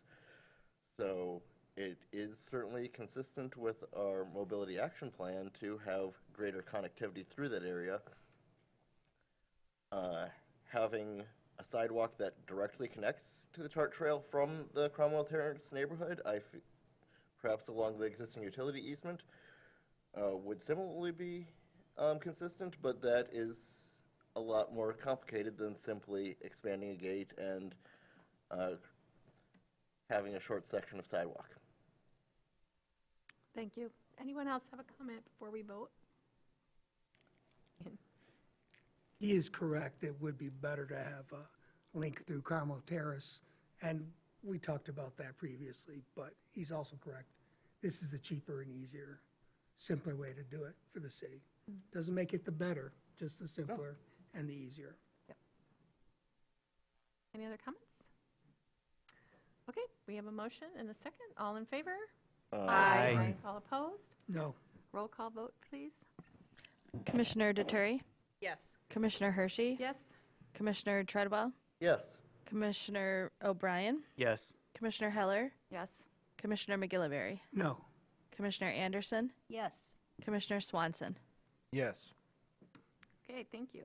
Motion carries. That takes us to C, a public hearing consideration of the Traverse City Light and Power Capital Improvement Plan. Do you have any more things to say on that, Mr. Winter? I am even less familiar with this one. So they do this completely independent of our processes and submit it to us. So it is there for your review. We didn't really get questions on that. Brian, you did have a question. When is fiber coming to your house? Yeah. And so I brought that up to Light and Power at our design team meeting, and I think they said in April they should have a plan, a deployment plan of where they're going to go, but it should be done within a calendar year. So I'm going to say 14 months from now you'll have high-speed fiber. Just like to stay on him about that. Podcasting takes a lot of data, doesn't it? I'm with you, Brian. I've been asking them since they rolled it out. Yeah. I can confirm that it is both more reliable and cheaper than Charter or Spectrum. Before I open up the public hearing, are there any other comments on this TCLP? We're not making a motion on this, are we? Yeah, we are. Yeah, we are. Oh, we are? Yeah. I got it. It's okay, all right. Page 58. Oh, okay. So I'm going to open up the public hearing. Does anybody from the public have a comment on the Traverse City Light and Power CIP plan? Hearing none, I'm going to close the public hearing, bring it back for a motion.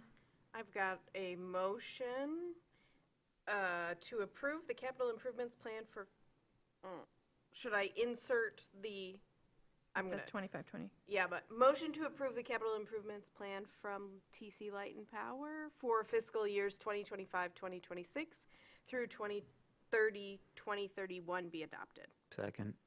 Okay, we have a motion, a second. Any further discussion? All in favor, say aye. Aye. All opposed?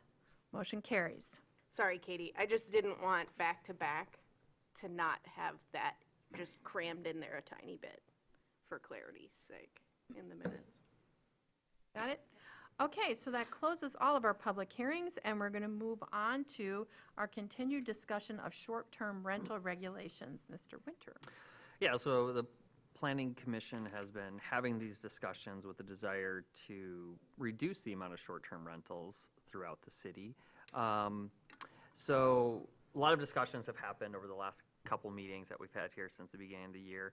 One thing I want to point out is I put a link in there for our new short-term rental map and dashboard. So we have a temporary GIS specialist assisting Jerry, who his time has been largely occupied by the IT transition as we're moving away from the county's network and separating. So Jacob, who's been helping him, has been an asset to us, so he was able to update that map. One thing I want to point out, if you zoom into some of the multifamily properties, you will see a single dot. If you click on the dot, the record pops up, and down at the bottom it'll say like 1 of 13, and there's toggle areas, because that's where one structure might have 13 different licenses within it. So if you hit the arrows, it'll go through each of those. Am I explaining this right, Jerry, and how that kind of works? So just know that sometimes one dot may recognize or may symbolize numerous records, and you don't realize that until you click on it.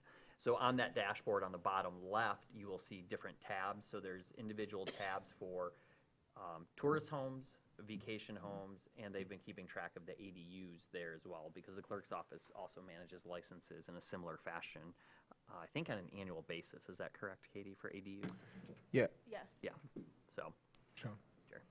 Yeah, the ADU map is, it says under construction because it's literally like still under, we're still confirming all of these in the map. Okay. Not under construction, like. They're not being built, Yes. but the web page is under construction. Is that Yes. Just a so- 404 error that's going to pop up on me? So with that, we had a comment at the public comment session, I think in early February, from Katie Berdato, a local resident. Hey, Katie, there you are.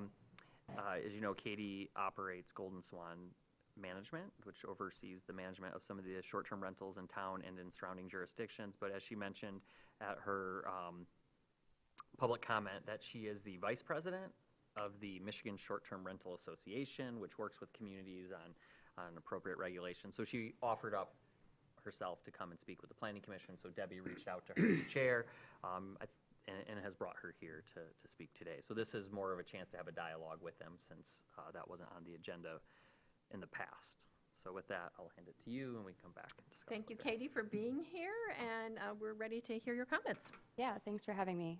So I did invite our president to come up and do like a little presentation, talk about who we are, and make some comments about how we work with municipalities to provide an easier path to short-term rental regulation. Unfortunately, she slipped on the ice, has a concussion, so there's a case for heated sidewalks, if those ever come up on your agenda. She's okay, but, so we are gonna keep this like a little less formal. We, as an organization, as a board, kind of went through, you know, the proposed changes from, I think it was 2018, when this topic last came up, and I would say in regards to tourist homes, we do agree that like having a high intensity, low intensity designation can make it a little bit difficult to regulate. And so the proposed change to kind of do away with the high and low makes sense to us. I know that this body is more interested in percentages as far as zoning, which if you do want to regulate short-term rentals, zoning is probably the best tool that you have to do so. If you are looking to build more housing, regulating short-term rentals via zoning isn't going to actually build you housing, but again, it's certainly a tool in your toolbox. So with the proposed changes that we could see, there are some places where, you know, industrial zones is not typically recommended for short-term rental usage, as short-term rentals is kind of a residential use, and we don't typically put residential dwellings in an industrial zone, so that's a consideration. And then the other consideration would be C3 and C4, which you know is like the downtown areas.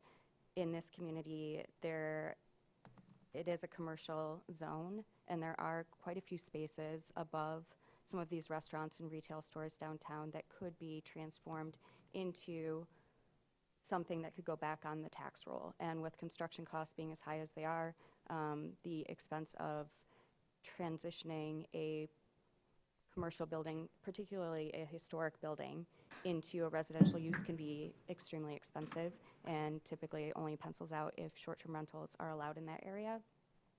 We recommend that as an allowed use in a more dense downtown area, as that's typically where you want your tourist dollars to be spent. And that's where people want to be. They want to walk, they want to eat at our restaurants, go to retail stores, things of that nature. And then in regards to the development zones, we would say that's usually, you know, depends on what you as a commission, as a city would want to see in those areas as far as proposed changes to potentially go from like 100% down to maybe a 25%. And other than that, I'm just here to kind of talk about best practices in other places, what works, what maybe is more expensive and doesn't have as much of an impact. And yeah, we're here to help, so. Questions for Katie? How do you feel about just hard caps or percentage caps for the number allowed in conjunction with zoning? I think that percentage caps definitely work. It depends community to community. This is part of the reason I wanted my president to be here, because I know this community pretty well. So I don't want to direct too much if I'm representing this organization and not, just a city resident. But yes, they do work, and they have worked quite well. You can see in C1 and C2 where you already have a 25% cap. So if that is your goal, you can look to the regulation that you already have in place and see how that has panned out in the last few years. Do you think a 25% cap is appropriate for, let's talk about different districts, like the C4 districts, or do you think it should be higher? I think that if you put a cap in the C3 and C4 districts, you are going to limit the development or redevelopment potential to get a economically obsolete space back on the tax rolls. Would you recommend or is it common for you to see any type of caps in hotel districts for short-term rentals? Typically not. Thank you.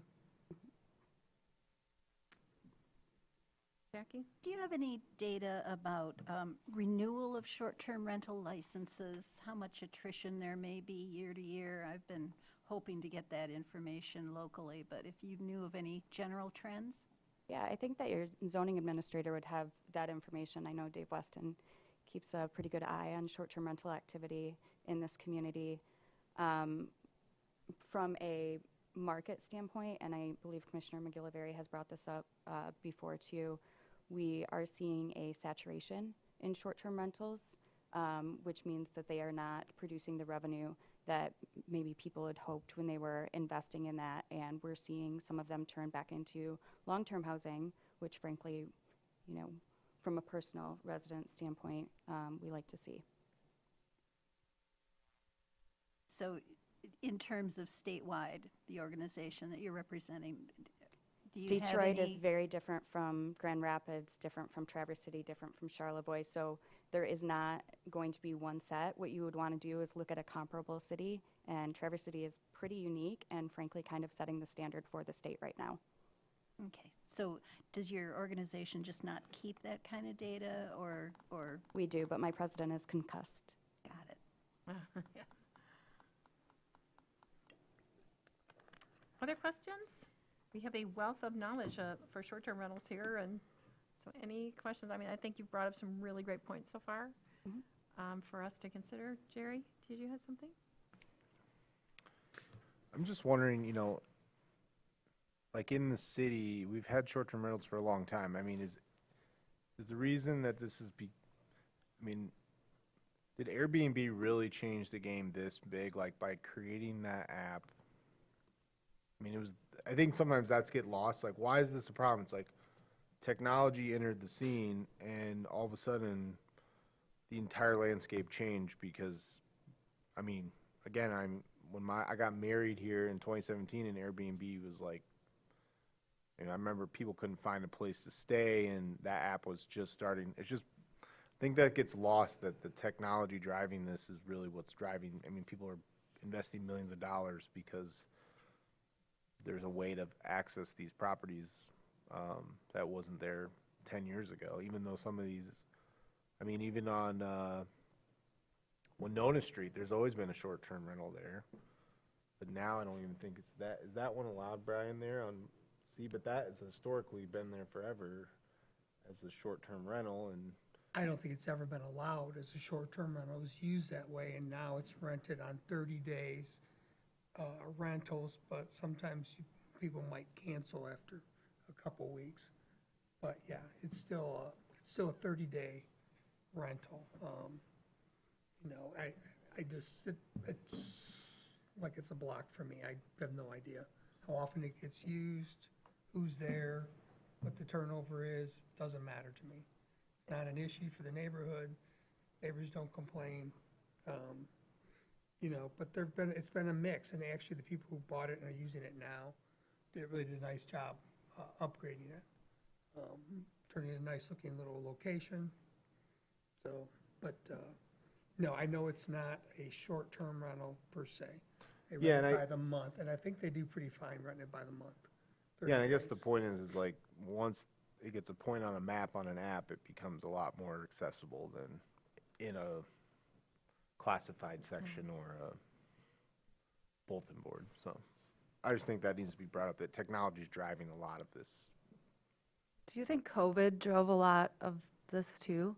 So from what I felt like I saw when I worked in hospitality was that people couldn't go abroad, so they were like going to Sleeping Bear Dues, like we saw influx there during COVID. Once people could start getting out, it seemed like people were coming here more because they couldn't go, they couldn't fly, they couldn't do things. So because we saw more people here, to me it seemed like that's when short-term rentals started to increase, because that's when we needed them more.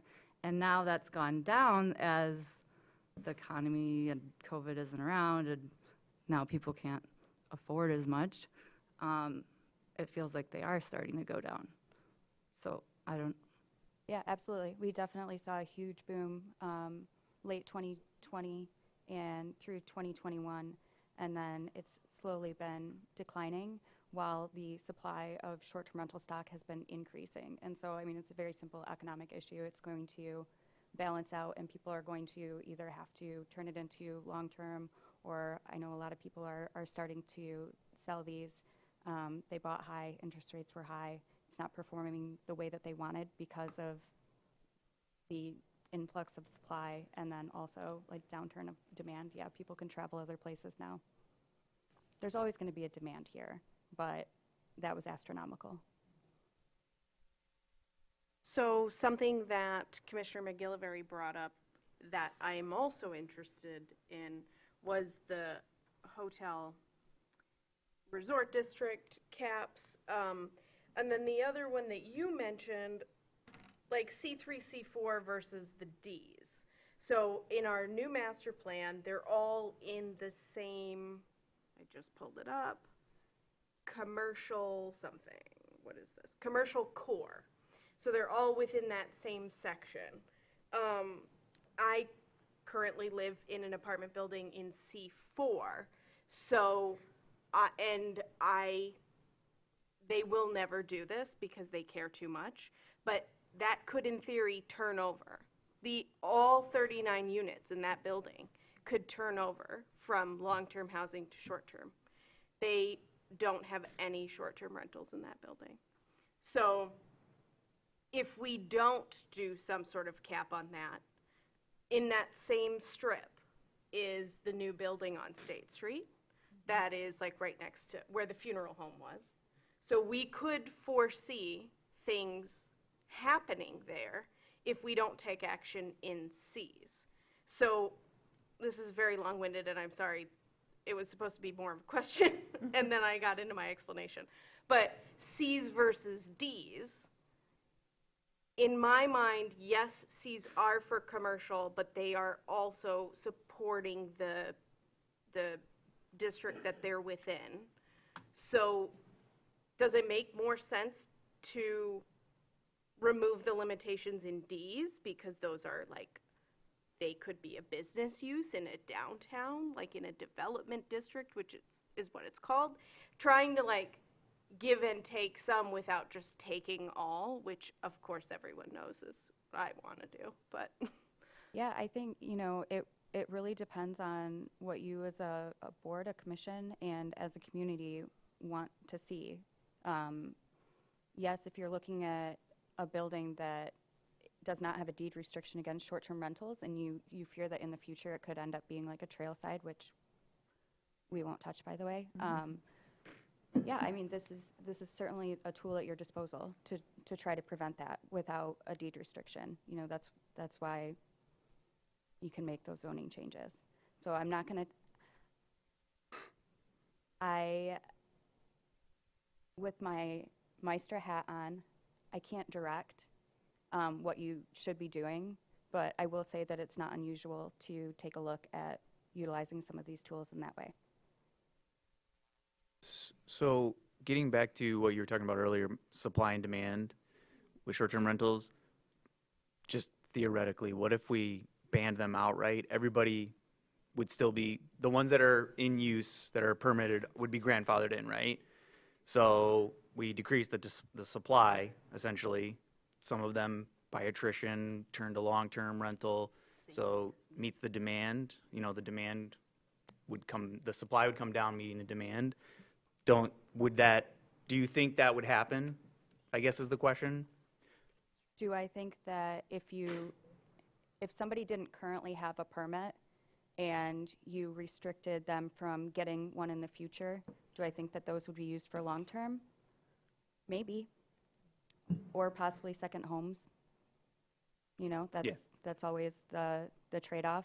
We do see a lot of second homes up here, and you know, so sometimes what my company says in some of these places is we're able to keep the lights on, because at least then we can keep people going in and out. But yeah, theoretically, there are some people, again, it's like, it's owners' rights. Yeah. So I can't say like what people would do, but if they wanted it to be an investment and not a second home, then they would probably want to squeeze what they could out of a 30-day or more rental. Yeah. I really struggle with this one because a lot of people have talked to me about, like, if we didn't allow short-term rentals, how many units wouldn't have been built previously? That's definitely that are something now, to keep in like you mind. pointed out, turning into long-term. But at the same time, I'm like, but I've seen other cities that are like totally gutted because they're all Airbnb. So I struggle with this one a lot, and just Yeah. want to point that out. I understand. I'm raising my boys here too.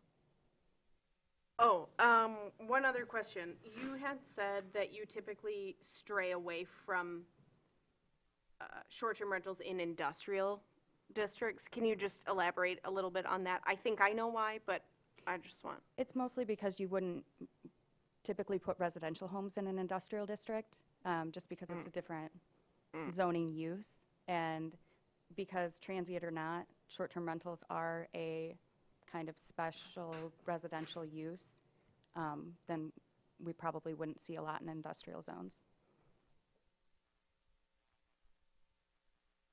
Thank you. Mitch? Yes.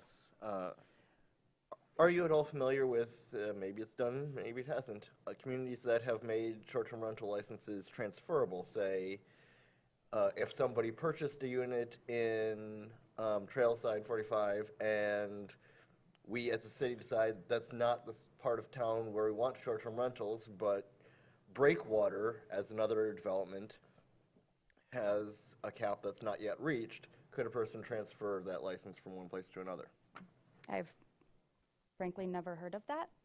I think that it might be difficult because you're looking at ownership of one to another, but I suppose if you were looking at limiting license, maybe not based on zoning and a percentage in that way, but a number of license, and so you're no longer allowing it in this area, so somebody could potentially invest in another one. No, I haven't seen it. That's a new concept. It doesn't mean that it won't work, but I think it might be difficult. Yeah, but new concepts, I've learned, can sound all shiny, but it's often better to find something that has been at least tried before. Right, but Traverse City's trailblazing here. Yes, we are. Anyone else have any questions for Katie? Thank you all for your time. Thank you for yours. Appreciate it. Okay, so we're all struggling with this. We've struggled through a number of meetings with this. And would you like to go district by district and talk that way? Love it. Okay, so I'm just following the chart. We're starting with the Hotel Resort District. Right now, it's 25%. No, that's a typo in that. It should be 100%. It should be 100. I think I Oh, pointed that out in February. sorry. My bad. Never mind, 100%. Are we good with that? Right. It's a hotel, resort Yes. district, 100%'s fine. Yeah, Okay. and if Indigo wants to list every single room on Airbnb, they should be able to do that. Yeah. Agreed. Okay, Many hotels do. Yeah. that's true. They'll book. They do. All right, let's go down to C1, Office Services. So you've got the, do you have the map I up? do have the map. They're few and far between. I think it's just up here in Oh, Morgan yeah. Farms. A little bit over, Oh, I think. a little Yeah. over on Munson, a little over on Garfield. They're, Why don't we address C1 and C2 as the same? Yeah. yeah. I think that would be appropriate. You know, the master plan talks about maybe C1 and C2 being combined as one district, because C1 is pretty much an exclusive office district, which we now know that the communities across the country are dealing with this. Office districts are trying to reinvent themselves because that demand just doesn't exist as it once did. So I'll speak to this one. I'm fine with the current 25%. If you go below 25%, then you start making all of these units that already exist non-conforming. As you saw from the letter from the city attorney, showing something that a use has been abandoned is very difficult, and the burden's on the city. So then you just create all these non-conforming uses. If you want to limit more growth in the C1, C2, I would be in favor, I'm in favor generally of a hard number cap. In other words, saying that's it, no more, or whatever. You could do it citywide, or you could do it by district. And just say, we have enough, we're not going to issue any more licenses. That would be up to the city commission. It's a police power ordinance. But I would, if we're concerned about growth in that district, then I think you should just put a hard number cap on it, or you can always put a percentage cap on it, being a percentage of the overall housing stock. So, which is something some other communities have done. They've looked at it. I think our numbers overall are a little high when you look at the percentage of the overall housing stock in the city. So I'm not opposed to putting a cap on it, but also limiting it by zoning. So anyways, that's my concern about making it more restrictive in those districts. Can I ask a question real quick? Can we have the regular 25% cap for C1 and C2 and institute a max cap? Or is that too convoluted to have both? I mean, it's doable. The easiest way for us to administer and have the most accurate eye on it is 25, a percentage per building, per lot.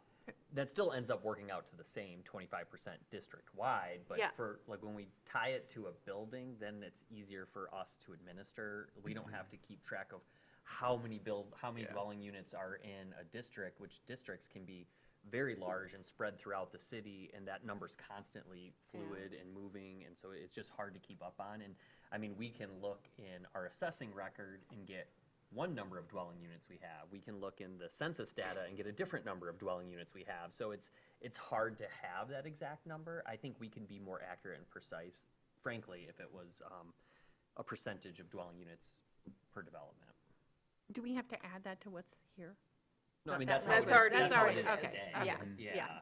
And so that's why I think we made that, we made that recommendation in there. Modifying the existing system will be a lot more easier to implement than creating a new system. That just creates a little more challenge to it. If you want to make changes to it, I think you really would need to look at, again, how much more development potential is in C1 and C2 long-term, and two, if 25% of those became short-term rentals, would it be an issue? But again, the whole point of the 25% number that the city adopted was to encourage development, to give them an incentive. Yeah. So for developers to build, basically places that will have long-term rentals also. And one thing I'll add, like, it would be easy to say, like, this district gets 25%, this district gets 50% per building, we can administer that. You could institute a hard number citywide, like, but we shall not institute or issue more than 700 licenses regardless. Where that does get challenging as the administrators of this is then, when one becomes available, who's next? We have to keep a record in a whole database, and then you get disputes of, well, I think I turned mine in before Brian, I should get the next license if it became available. So my one thing I would say with that is when you limit a commodity, the demand for it and the price, it may have an alternate effect what you're saying, you know? So I just know we did that in Acme with medical marijuana licenses that cost $2,000, and one guy came in, because it was a limited number, that created an artificial market for it. And as soon as he got it, he sold it to somebody for $65,000, you know? And I only know that because he left the wire transfer receipt in his license transfer application. So I'm like, oh, that's what, you know, so it's like we commodified that by limiting the number of it. And just something to consider there. So are we good with the 25% on C1 and C2? So, Mitch? Yes, echoing some of what's already said, I would be interested in a hard citywide cap, but it does create some issues, so we'd have to look at the number, look at how it's changed, and say what seems to be a print number.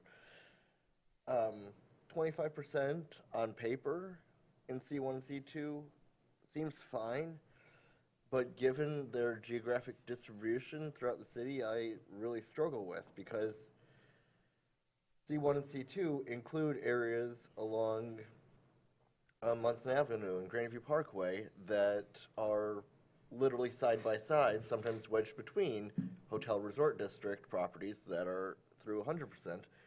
But it also includes corridors like Garfield and Barlow and 14th Street, where I wouldn't mind seeing more development, but I think that both for city vibrancy and for many tourists, that would be preferable to be year-round permanent housing. Becky? I just wonder, Mitch, I think you've talked before about an overlay district. Yes. Rather than using our existing zoning areas, would an overlay district accomplish some of that? It would. So perhaps an overlay district. The issue then becomes, if we have a lot of licenses currently outside of the area where we want them to be, do we really have a way of filtering those out of the non-conforming status? And we have found that that is hard.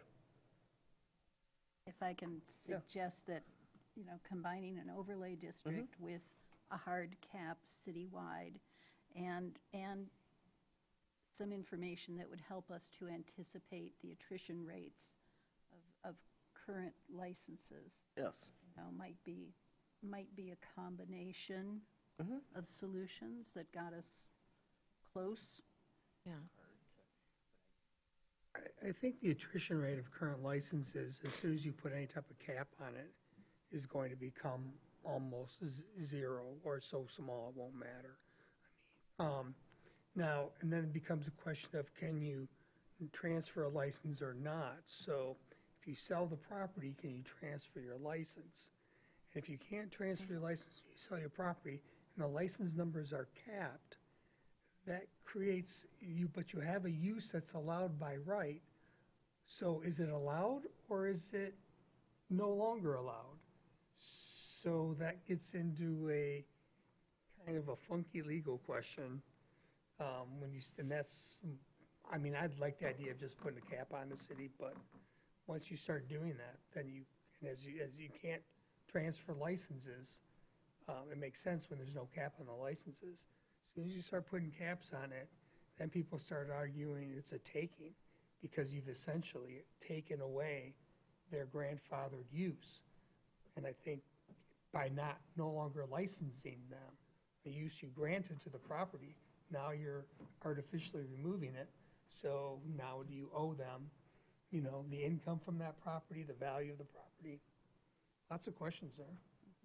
And I will say, I mean, there are people that I have spoken to that own short-term rentals that are not currently using them as a short-term rental, but they're renewing their license because these conversations are taking place. As soon as that threat, I mean, we saw that with the tree ordinance. As soon as they started discussing prohibiting cutting down trees, people are like, I'm cutting my tree down now, you know. Yeah, before I so it's get- came out. So that's why I'm bringing some of this up. I think, honestly, sometimes the simplest solution can be the best. What I'm hearing is you guys want less short-term rentals, more long-term housing. Right. All right. The amount of short-term rentals that you have is dictated by the percentage that you're allowing. I would highly recommend focusing on leveling those percentages to what you want. That is within the system that we already have. We can't go back really and take away the ones that we've already given, so this is really a forward-looking thing. I do think 25% is a good number in most of these districts. It keeps the majority long-term, because we have heard from people in our department who live in these buildings long-term where the majority are short-term. And frankly, they say it's hell, right? It's just like a revolving door. You never know who's next to you, but it keeps the majority of the units as long-term. You know, I think the comments that you're making in the HR district, 100%, that makes perfect sense. Maybe 25 is too low in the downtown district, right? That's probably where the demand is going to be the greatest. We know that the property values are the highest, therefore people are paying the greatest amount of taxes. That's for you all to decide. I've heard before from some of you the industrial district probably isn't appropriate, and I think that's just a reflection of our pyramid zoning. So all automatically things in one district get applied to the next district plus a few extra uses. I But don't you think could we realized it when we did that. You know, and these are the things with that type of zoning structure that slip through the cracks. And then, you know, then you have your D1 and your D2 and D3 where, you know, those were really identified as area of development, redevelopment potential within the city. So their historic uses had ceased. You know, we had a depot, we had an iron foundry, and we had a lumber mill. So they rezoned it to reflect the kind of changes that they wanted. We've had development occurring. We have heard from the Planning Commission and public that in some of those D districts, like where Red Mill Lumber once was on, you know, near Gillis Street, that they're not pleased with that 100% that is allowed there. So, you know, if that's not the outcome you want. Me specifically, but yes. Well, and there's others that we've heard that too, you know. But I think it was Shay who made a really good point. We have to be careful presupposing that all these buildings that were built and occupied as short-term rentals were going to be built for long-term. And in many cases, they were only built because they could do short-term rentals. Right. You know, so we got to be careful with how we assign that. You know, if they weren't allowed, they probably would not have been built. Right. But now they are. So how do we want to address how those units are used moving forward? Can I get back to your graph? Do I The have a chart? graph? Yes. No, this just chart. the little chart. Oh, the Because table that, there, yeah. working down the list worked really Right. well for me. In terms of C3, C4, can we do what we just did with C1, C2? They're pretty comparable to me. The first time we passed this, we tried to do all the Cs in the same limitation, and the city commission cut that out. They did not want to offer the carrot for C3, C4. They thought that if they offered the carrot in C1, C2, that would offset it enough. We are not seeing that, and I will go back to what I said when Katie was at the podium, that I fear my building or the brand-new building where the funeral home was could turn over. So I would love for C3, C4 to be 25%. I think 0% is kind of off the table right now, based on what it sounds like. 25% still creates non-conforming uses, which is unfortunate, but there are going to be that byproduct regardless in this situation. And it could save what is left of downtown residential units. Mitch? Yes. Silence on my pitch. Since we passed these original numbers, we also passed the first floor uses for the downtown area that restricted parking, residential, either short-term or long-term, and certain other things. So it has to be for a certain amount of depth, retail or commercial. But you end up with, especially in our downtown on Front Street, many properties that, yes, they have the storefront on the first floor, but then they may only have room for 2 units on the second floor. And so a number like 25% could be difficult in making any real change. So to that, can I just add real Yes. quick? We do have it in the ordinance that if it's like 25%, you get at least 1. Okay. You know, but you can't get 2 unless you have 8 units. Yes. You know, so there is in other words, I think that goes to Brian's point. Like, it's allowed, so we have to kind of allow it, otherwise you get into this taking thing. So, Yeah. sorry. But my point to the previous comment that our downtown is where people want to be. And frankly, yes, the high turnover tourist environment, that sort of thing, yes, it isn't something that you want all of the tenants in your building to be, but that might align with some of the noisier and more happening parts of our downtown. If people are actually staying to be tourists, they might not be complaining about the bar being very loud until 2 a.m.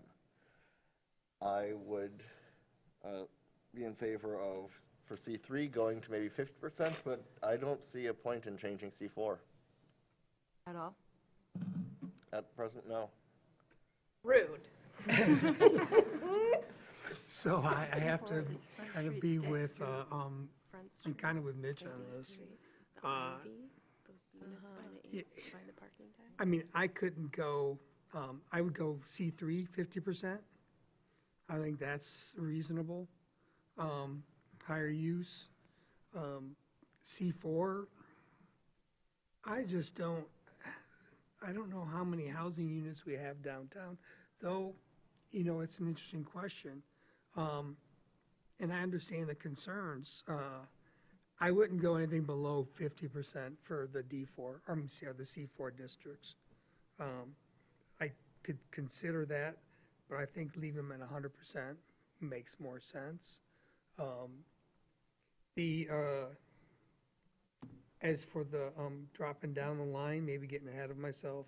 Yeah, let's not do that. Oh, well, but Let's- you've got, I think the, you know, the the Red Mill district should be a C3 district or a C4 district. So I think it should be treated the same as the C3. And the master district. plan does talk about moving the C4A, which is still the same building height as D3, but moving that a little further down west, now that that's been developed, to make it more of a unified district. So that would be consistent with the master plan. And then they can come and ask us for rezoning to C4 if they want to do that. But right now, I would do that at 50%, and I think the ironwork should be 25%. So more, it's Yeah. consistent with the other districts. Because the depot one's already at 25%. Yes. So, Right. okay, so can I just recap what I'm hearing a little bit? Yeah. I don't think I'm ready to hit No. C3 and C4 yet, because you guys are kind of across the map. But it sounds like, is D1 the Red Mill one? I don't No, know. Ironworks. D3. That's Ironworks. So I heard Ironworks at 25. D2, which is the Depot. depot, that's already at 25. I didn't hear much of a change there. No. D3, from what I'm hearing, should probably reflect what you land on for C4, because there's a lot of consistency. It's more similar to that downtown area. I've heard It's not that C3, I've heard a couple right things next at to it. 50%. C4, I've heard 50 and 100. Right. I think, you know, you have a different commission, but I think 25% for C3 and C4 was sent up to the city commission before, and they nixed that and kept it at 100. So Yeah. maybe not 50. go as low as 25% this time. Maybe try a higher number and see if Like you can meet them in 50. the middle Like there. 50. Now, they could always change it like they did last time, right? I think you got to give them a starting point to have something to consider. The only other thing I would say, as part of my pitch, is that's where all of the new housing developments are. So, like, what does that mean for all of those units? Like, if we're talking 20 years down the line and those don't have deed restrictions, as far as I know, none of them do, then we're talking Breakwater, we're talking West End Lofts, TC Lofts, Ivy, the other one. All of those could be turned over. And I get that 50% is still, I would accept 50% if I'm super outnumbered, but it's still a lot. Those buildings are huge. They have so many units in them. Ours alone is the smallest, and it has 39 units in it. So that could mean nearly 20 units could be short-term rental. Just to put that into perspective, it's a lot. That's my last pitch. Mitch. I know that our spreadsheet is laid out in a certain way, but perhaps there'd be an opportunity to changing from a percentage to a maximum number of units. That would mean that you can have, say, up to 4, and if you have only 4 units in your property, then they could be short-term rentals, but if you have a 39-unit development, then 35 would still have to be year-round. Now, we're just talking C3, C4. Yes. Yeah. Yeah.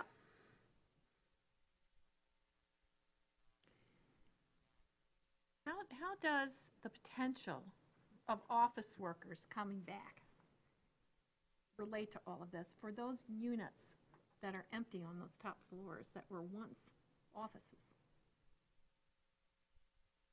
I don't understand the question. It also depends on what the zoning changes that we end up adopting for both West Front Street and Union Street do, because those are areas that could be more office space, they could be more residential housing. I mean, will we get more office space up there if, Will it return? Yeah. will office space return?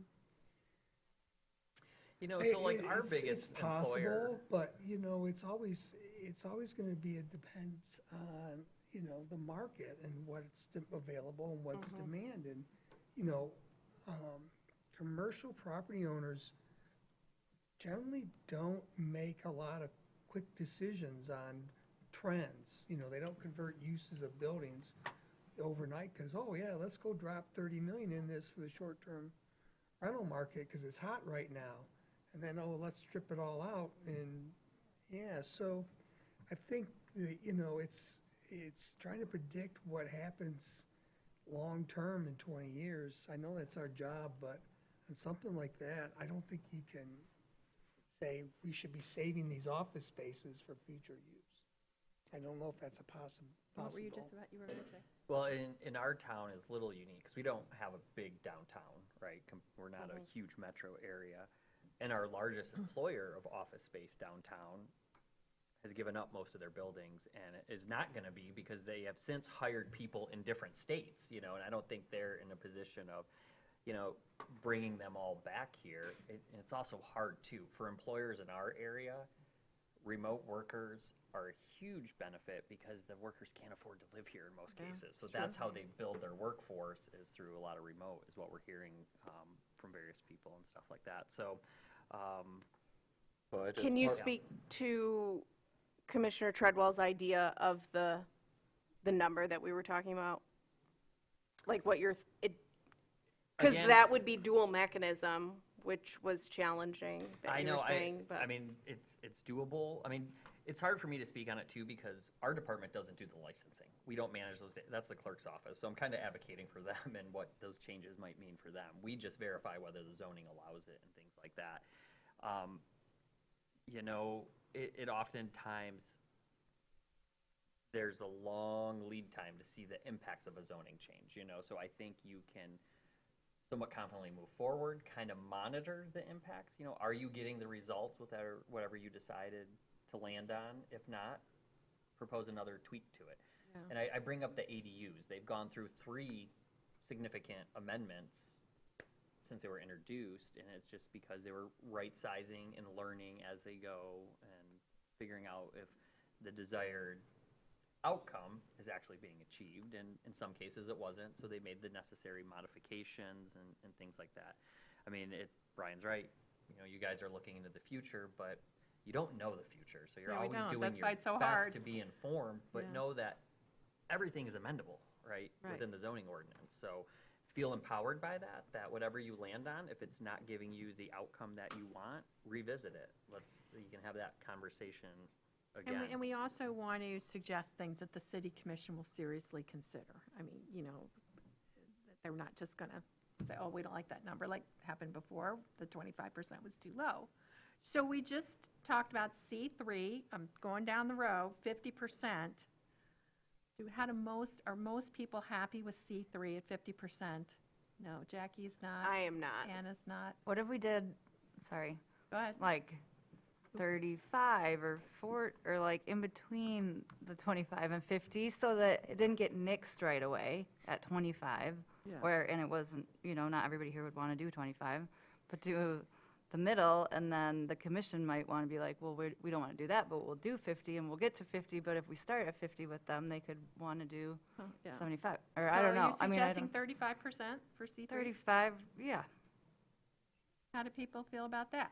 More comfortable with 35. C3? Yeah. 36.7 is my personal number. So. So I'm I gonna- think, ding, ding, ding, I've heard 35% at I C3. I can live with 35. And Great. that was just on C3, right? Just C3. Yeah. Now we're moving to Now the we're more gonna difficult fight on C4. Brian, can I ask you a question as a realtor? And I don't know if you have this information, but I've been under the impression that commercial space rents at a higher price, or leases at a higher price per square foot than, say, a residential use. It depends Okay. on Location, location, location.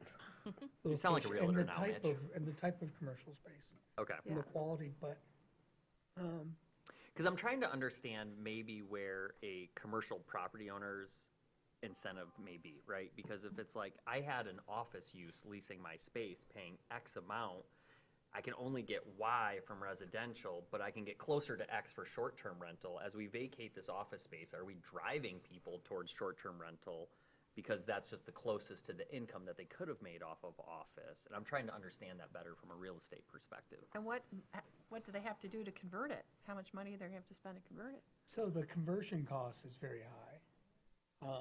And most would rather just would not pay the conversion cost. Unless, I mean, I think that's just common sense. But when you do go to the conversion cost, and then you want to get a return on the investment, your short-term rental, commercial use does produce more income than long-term, no Because question they're about paying it. non-PRE regardless, so their taxes are already elevated whether they do long-term or short-term because they don't own it and occupy it I themselves. mean, I've never really looked at it comparing residential use to commercial use, but, I mean, commercial use is, it's looking for high volume traffic, high traffic, and downtown office, that just depends on the client. And the incentives that are available for them. Some don't want to be downtown. Some want to be where the action is, where the people are, but they want parking. And if it's a pain for their clients to get there, then it's always a trade-off between getting, access for your clients or foot traffic. Depends on your business model. It's all over the board. Yeah, I heard that. I was actually at State Savings Bank on Garfield yesterday talking to a lender there, and they're loving their new location. And why? She said, it's so much easier to run errands during the workday. I can just go out, get in my car, go run an errand, come back to the office. I don't have to walk to the deck and stuff. So that's an example supporting what you're saying. I think it depends on how they operate and the clients. All right, I'm going to. I have a C4 negotiating. Here we go. Tip. So far, none of the other sections we've split out. But if you look at the map, C4 is C4A, C4B, C4C. My offer would be C4C at 25%, the rest at a different number, slightly higher. Because C4C at least will have 3 or 4 really large residential units. It would have TC Lofts, it would have West End Lofts, it has the assisted living center, I can't remember the name of it. It has Riverview the Terrace. Riverview, thank you. And it has the new units going up on State.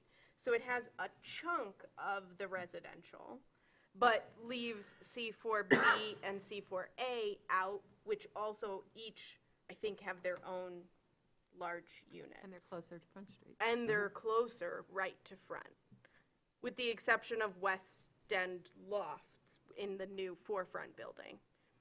That's on Front, but just an idea. I like that. I think it's a good compromise. Jackie? Well, I would advocate for the sending 25% for those, all 3 of them, to the city commission. I don't know that but what the appetite on the city commission is quite different than it was in 2018. Would be, yeah. And we have more experience, more lived experience with short-term rentals, and I would be bold and, propose what you believe in. Don't try to anticipate the response of the city commission. But what do other people think about keeping them all at 25%? Or, as Anna just suggested, a different percentage for A and B? I could agree to 25 for C, but I would like to see a higher percentage for A and B. What percentage for A and B? Are you, Mitch is the one that wants a higher. Yes. What are you number? What are you thinking? Right now, it's 100. Okay, I'd be fine with keeping it at 100, but if people want to lower it, 50%. I'm good with 50. I'm good with 50. Okay. Okay, so let me recap, because I'd like to be able to bring this back to you. So we will treat C4 individually for its different sub-districts, Right. correct? Mhm. Okay, so I have C4A, you guys mind just recapping, was that one? 50%. A and B were 50. A and B were the 50, and And then C C is was 25. 25. Okay. And I'll add, I think Jackie makes a very valid point. Yes, the city commission back in 2018, 2020 had an argument, and I understood it, that why would we restrict the percentage below 100 when we allow hotels? But there has been more lived experience, like, right? I don't think, we know that they made that argument, but also many of them, just 2 years later, didn't like how Trailside flipped, you know? So I think that made them realize, whoa, actually keeping at 100 may not be in the city's best interest in some of these districts. So it may open up new conversation because there is more observable actions that have occurred that were just hypotheticals up until that point. So appreciate the direction on going bold. So I have 25% on that. I heard D1 and D2 at 25%. Yep. D3 is the one that we were talking about mimicking. So that would be an extension. The plan calls for C4A. So Yeah, it's right. It's between C4A and C3A. What? Directly in between those two. Yes, but moving further west down West Front, as you get towards D3, the master plan is talking about rezoning those blocks to C4A, so I think maybe D3 should mimic C4A, is what I'm which is saying. 50%. Yeah, because by extending the C4A down West Front, you're not actually increasing building height or anything like that. It's just a little bit more flexibility in the development pattern. Does everybody agree with that? Okay, so I that also one- did misspeak. I think the C3A is pointing to that little orange spot. It's Yeah, I think- actually in between C4A and residential. I was saying this. Oh, yeah. My only fear is that it's really, and it is the way that, it's the same way today, it's really abrupt, that feels like.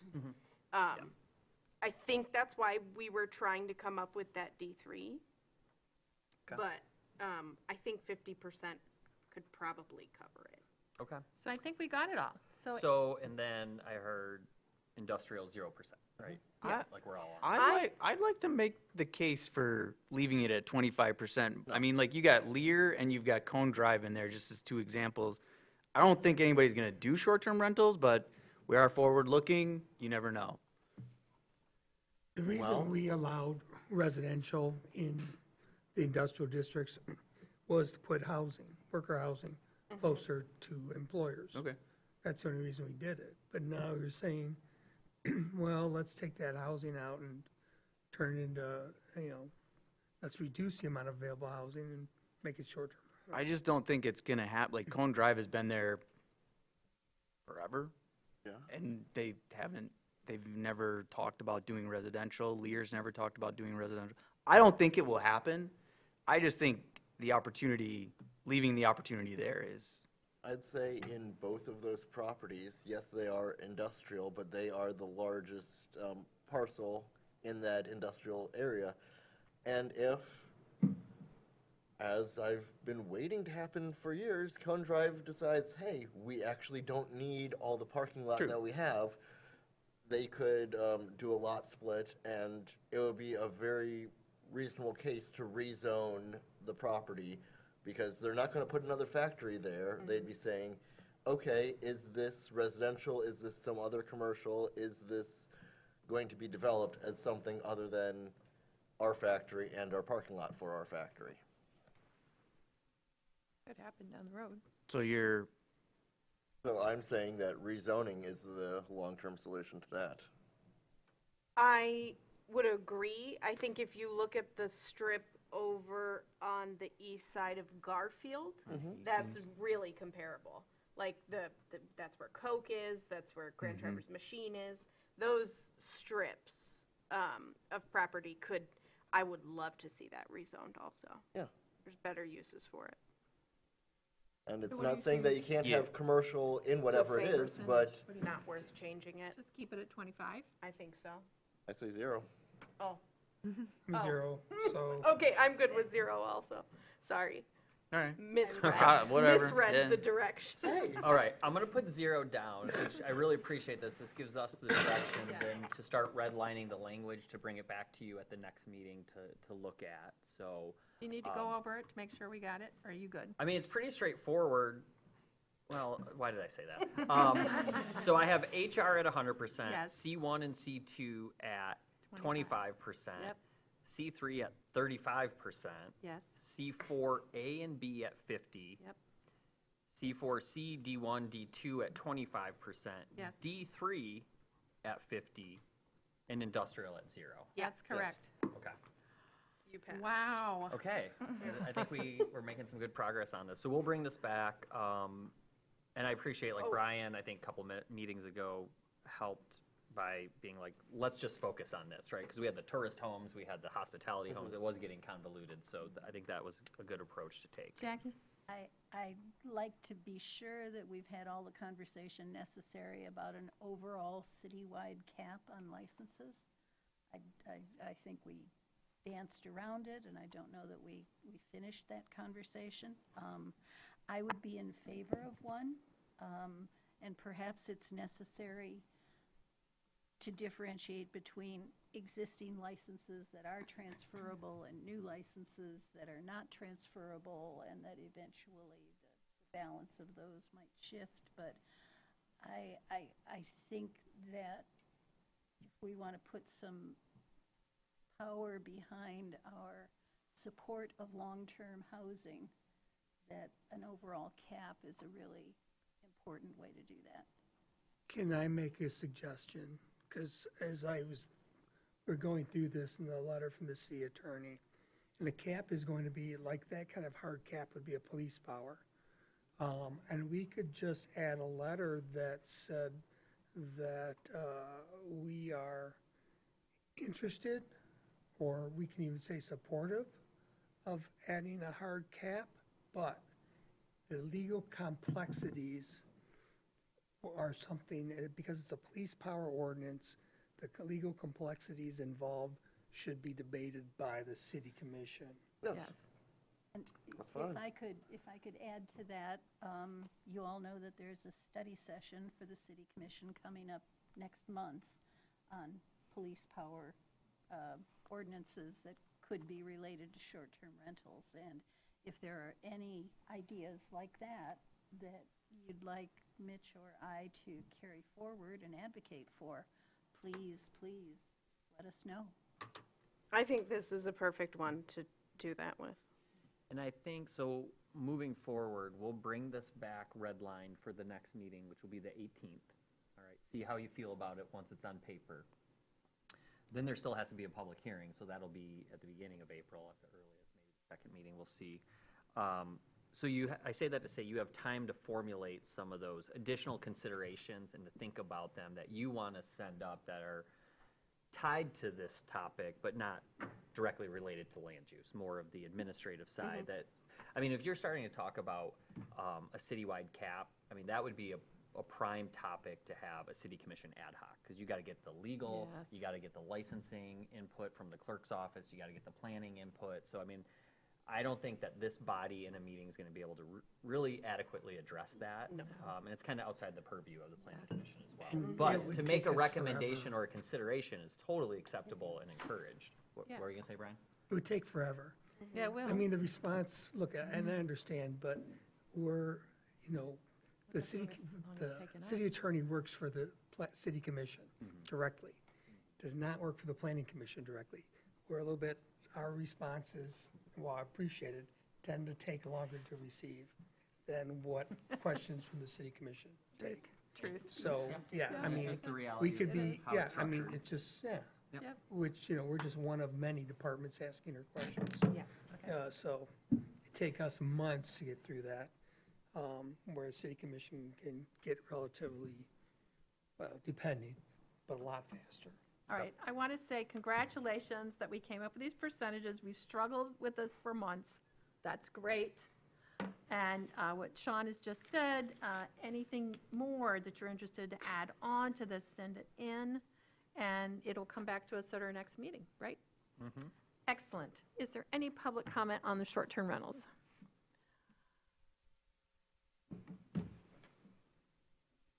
Paul McCarthy, 401 Washington.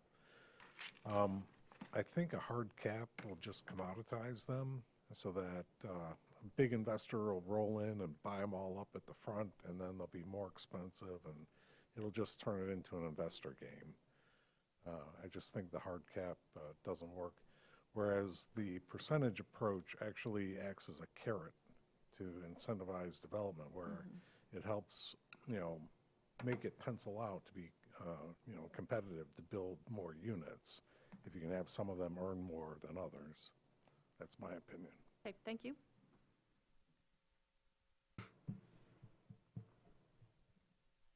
To follow up on the penciling out, some of these buildings already have people purchasing them. They're under contract for these, knowing that the current use is they can short-term rent them. So if you make this decision, they'll likely back out of that contract if that's what their intended use was. And like the one that was on the funeral home, those are $1 million units. So some of those might be second homes, and then they'll rent them when they're not there. But that's a reason to purchase that one, is because you can short-term rent it when you are not there. Or some people might be investors and using it for that. But you're not going to get a long-term rental out of that, very likely, because you're going to have to pay $10,000 a month to stay there, and that's not sustainable. That's not something most people would do unless they're high corporate, which we don't have a lot of that in this town. So these people have already committed to purchasing these, and now you're coming in and saying you can't have that use. And same thing with the Gillis properties. They purchased those because they could short-term rent them. Some of them have flipped over to owner occupied, which is going to continue to happen. But the people that have purchased those, if you take that away, the price, the value of that property is going to go down, and so they will lose money. They'll lose $100,000 on the sale. So you are definitely affecting that as well. So I do see that being something that you could get sued for, because that was the intended use when they purchased it, and they were told this is the zoning, this is where we're at, and now you're coming through and affecting that zoning. So thank you. Thank you. Anyone else? Oh. Justin? Justin Reed, Traverse City resident. So with technology that was mentioned with the short-term rentals, is sometimes the state and municipalities cannot keep up with short-term rentals. It's a very gray area to police. So, and sometimes the law, excuse me, sometimes the state law doesn't reflect any kind of enforcement, and like I said, it's a very gray area. But there might be in the future laws that might be passed saying that the municipalities don't have control and the state has control over it, because it has been a big topic underneath the state house and the state senate about ADUs and short-term rentals. So thank you. Thank you. Anyone else have any comments about short-term rentals? Okay, we're going to move on to the annual report, but I want to announce we're going to take a short break after the annual report.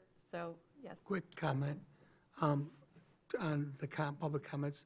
So properties that are already a use or existing use as a short-term rental, even if the zoning changes, they would still be a grandfathered, legally non-conforming use. So that wouldn't change. Even if they sell it, as long as the use continues. Until the use is abandoned, and that's a slippery slope on defining.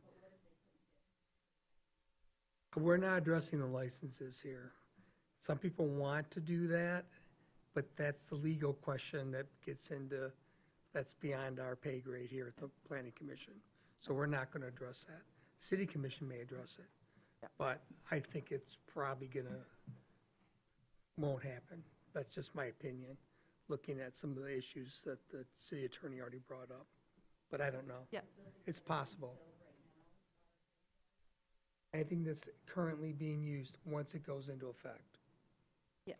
And so the planning department doesn't issue the licenses. So we're not as familiar with the standards that they use, if it has to be constructed before it gets grandfathered in or not. I know on 12th Street, for instance, when this talk of reducing short-term rentals was occurring, across from Cone Drive, next to the former AC Delco, they built those buildings. He was going to build those as short-term rentals. So by getting the foundation in, he was vested, and he was able to draw his licenses and then move forward, even though there was a reduction. So he was able to put in that foundation before it went into effect. That dropped it down to 25% in that C2, so he was able to do the 100%. So there is a way that they're able to get their license before certificate of occupancy even. I don't think they can start renting it out until they get the fire inspection, which can only come after construction has occurred and things like that. But these are the type of questions that we don't manage in our department. So it becomes a little hard for us to speak to them, including the transferability and what the rules are for that. It's not what we handle. Yeah, it's beyond our pay grade. It is. Those are questions for the city attorney. So let's move on to the annual report, shall we? Okay, Mr. Winter. Yep, so at our last meeting, we had this, what's that? Oh. After this. So at the last meeting, we adopted the goals for the year, which was the last piece that we needed to plug into the annual report. So Katie has gone ahead and done that. And really the only other change from what you've seen before is on page 2 or 3, it was where it talks about the planning and zoning department. On the right-hand side, it had the planning commission. That really wasn't enough space to fit your goals, so Katie moved them kind of towards the end, because the first part of the report is looking back, and as you get towards the end, it starts looking forward. So we thought that was an appropriate place, and I want to thank her for the completely inappropriate pictures that she decided to put me going, you know. But, you know, planners like to point at maps. So I we was get excited about receiving it. the map very well, it Thank seems you, like. thank you. You could tell the passion. From the back of my Very head. genuine, yes, Yeah. So we call him Mr. Winter when he's teaching. So it gets into that mode sometime. So with that, again, this is a legal requirement that a planning commission has a report created each year, kind of summarizing their accomplishments. So this is looking back at 2024, and that has to be submitted to the legislative body. They have in the past asked to also include that look forward. So not just convey what you've done, but what you might be working on. And so that's where we are here. So it's before you for adoption. Once adopted, we will submit it to the city commission. Oh, so this requires a motion? Yep. Okay. There's a suggestion. I have one. Then go for it. Okay, great. Motion to approve the City of Traverse City Planning Department and Planning Commission 2024 Annual Report as presented. Second. Motion and second. Is there any comment on our annual report of the Traverse City Planning Commission? Hearing none, that we have a motion and a second. All in favor? Aye. I'm sorry, I went so fast into the motion, we didn't really get a chance to talk about it. So I do want people to have their Sorry. chance if they want it. Does anybody have anything to say about the annual report? Looks beautiful.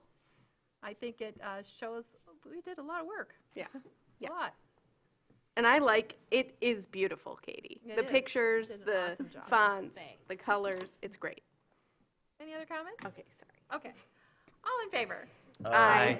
All opposed? Motion carries. We are going to take a very short break. If you are here for school and you need your form signed, we'll take care of you. That's very nice of you, Sean. You put in almost your 2 hours, so. More than that. But we Almost encourage you to two. stay because there's 2 hours there's and always more to 43 discuss. minutes. I think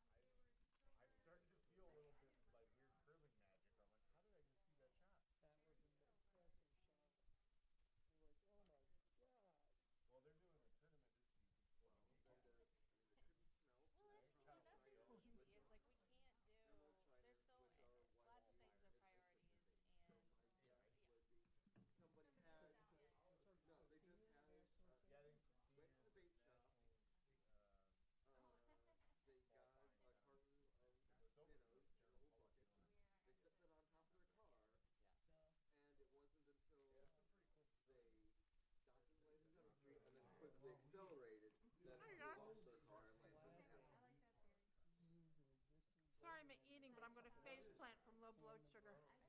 I haven't eaten since lunch. I mean, theoretically, if you were in a very flooded state, Yeah, they could right. swim up the storm drain, but otherwise, they're not going to. Yeah, that whole site, and I think There was storm I was drains talking to that the guy flooded who the did street there.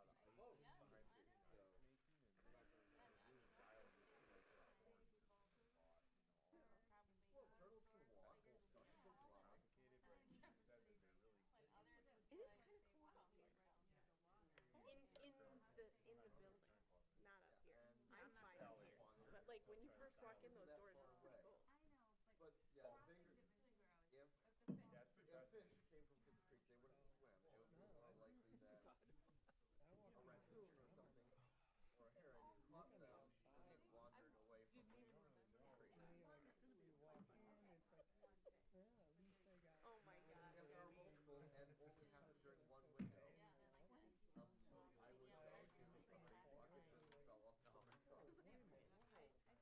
This is, when you consider how many,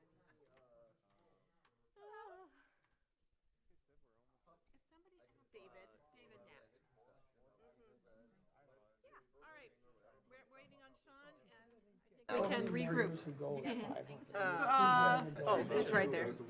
Yeah, Mitchell, we're going to regroup. I'm putting on my best teacher voice, or mommy voice, or whatever the hell.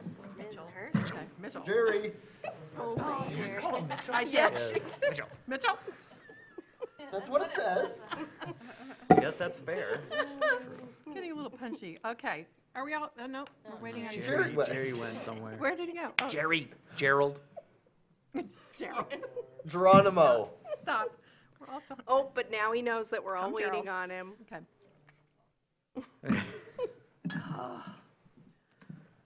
Can we call you Geronimo? We all regrouped? Uh-huh. All right, so we're going to move to new business, conceptual introduction of the special land use permit 25 SLUP 01 application to operate a year-round emergency shelter at the previously approved seasonal emergency shelter operated by Safe Harbor of Grand Traverse, Inc., located at 517 Wellington Street. Mr. Winter. Yep, so this is a project that I think you've all been aware of for over a year now. We had a joint meeting back in February between the City Commission and the Planning Commission talking about this. At that time, you know, Safe Harbor already exists as a seasonal emergency shelter operating under a existing SLUP that has been amended a number of times. What they're proposing is to move to a year-round operation. This would technically probably qualify for a major amendment, but speaking with the city attorney, since we are somewhat changing that operational model, we thought it would be best moving forward just to do a new SLUP, just to clean the record to move forward. Procedurally, it's the same procedure, so it doesn't change anything. It's just the type of paperwork that we keep on file with that. So at this time, there's no increase in the overall capacity that of 90 beds at Safe Harbor. So the building is not being proposed to be enlarged. Some changes that you will see in the site plan is an additional parking lot to the east of the building, closer to their east property line. That parking lot was specifically cited at that location to accommodate a future expansion if need be. That, of course, would have to go back through approval as well.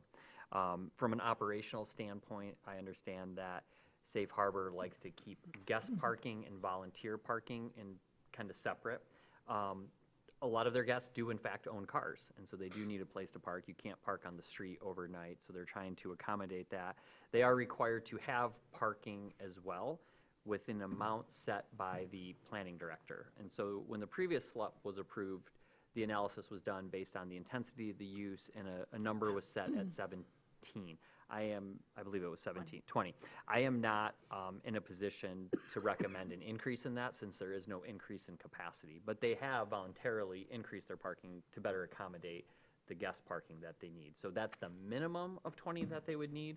At a minimum, they would need to add about 4 more spaces because 4 of the original spaces got occupied by the yurt.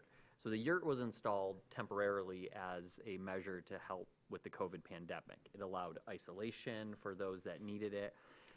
It has since proved to be a benefit to their operation because sometimes in, crowded environments, people can feel overstimulated. They need a break from the population, and this provides that opportunity.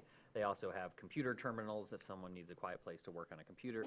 They also have a TV in there, so when people are resting, if they want to watch a game, they've used it for that purpose where some guests can go out there. So those 4 spots need to be accommodated, which is, and then some, with this new parking lot.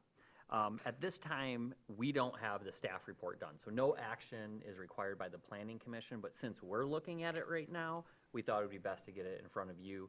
And we do have Brad Gerlach from Safe Harbor here today. I'll turn it over to him shortly so he can ask any questions and provide more information beyond what we are discussing today. He was at the staff design team this morning, so we had the opportunity to talk about that.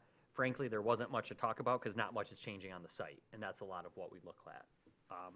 So with that, before I turn it to Brad, I just want to recognize and acknowledge that some of you may feel in a unique position right now, right? Because this is clearly a project that the city and the city commission has been working on with Safe Harbor and the Coalition to End Homelessness for a while.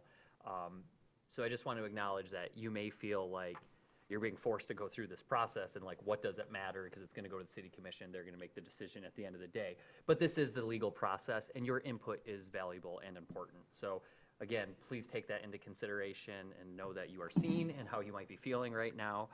But we're all in this together as part of our community. So we'll go through all the actions necessary. So with that, I'll hand it to Brad to see if you guys have any questions to ask him, and maybe, Brad, if you want to start with an overview of anything I've overlooked at this time. Yeah, thanks for having us. I'm Brad Gerlach. I'm the facility manager, among other things, at Safe Harbor. I won't go long into comments because we're approaching hour 3, and my 13-year-old is wondering where dinner is. Oh, dear. But yes, we are honored to be asked to kind of address, especially the seasonal emergency housing crisis that we're facing, and we're glad to partner with you, county, et cetera, on addressing that. So I'm happy to answer any preliminary questions you might have at this time. Brian? Yeah, Brian.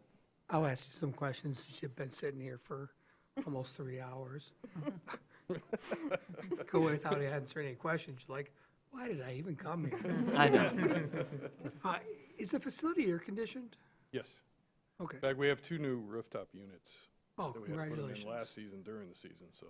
I know that was an issue for you, so I'm glad that's happened. Summer hours operation are the same as winter?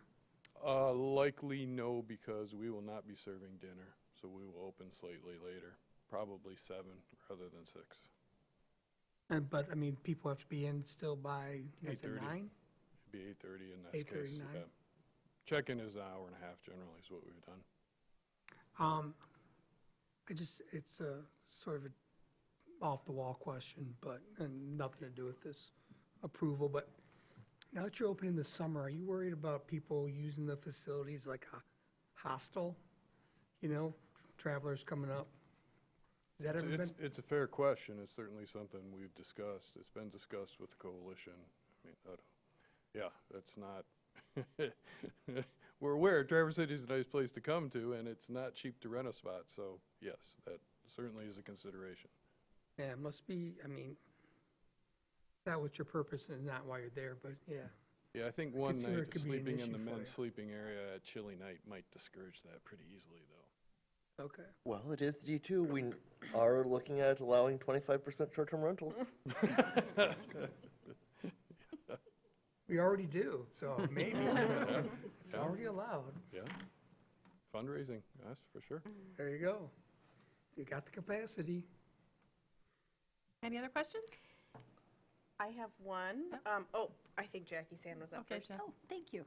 I noticed in the application that you will have an ongoing housing assistance program on premise.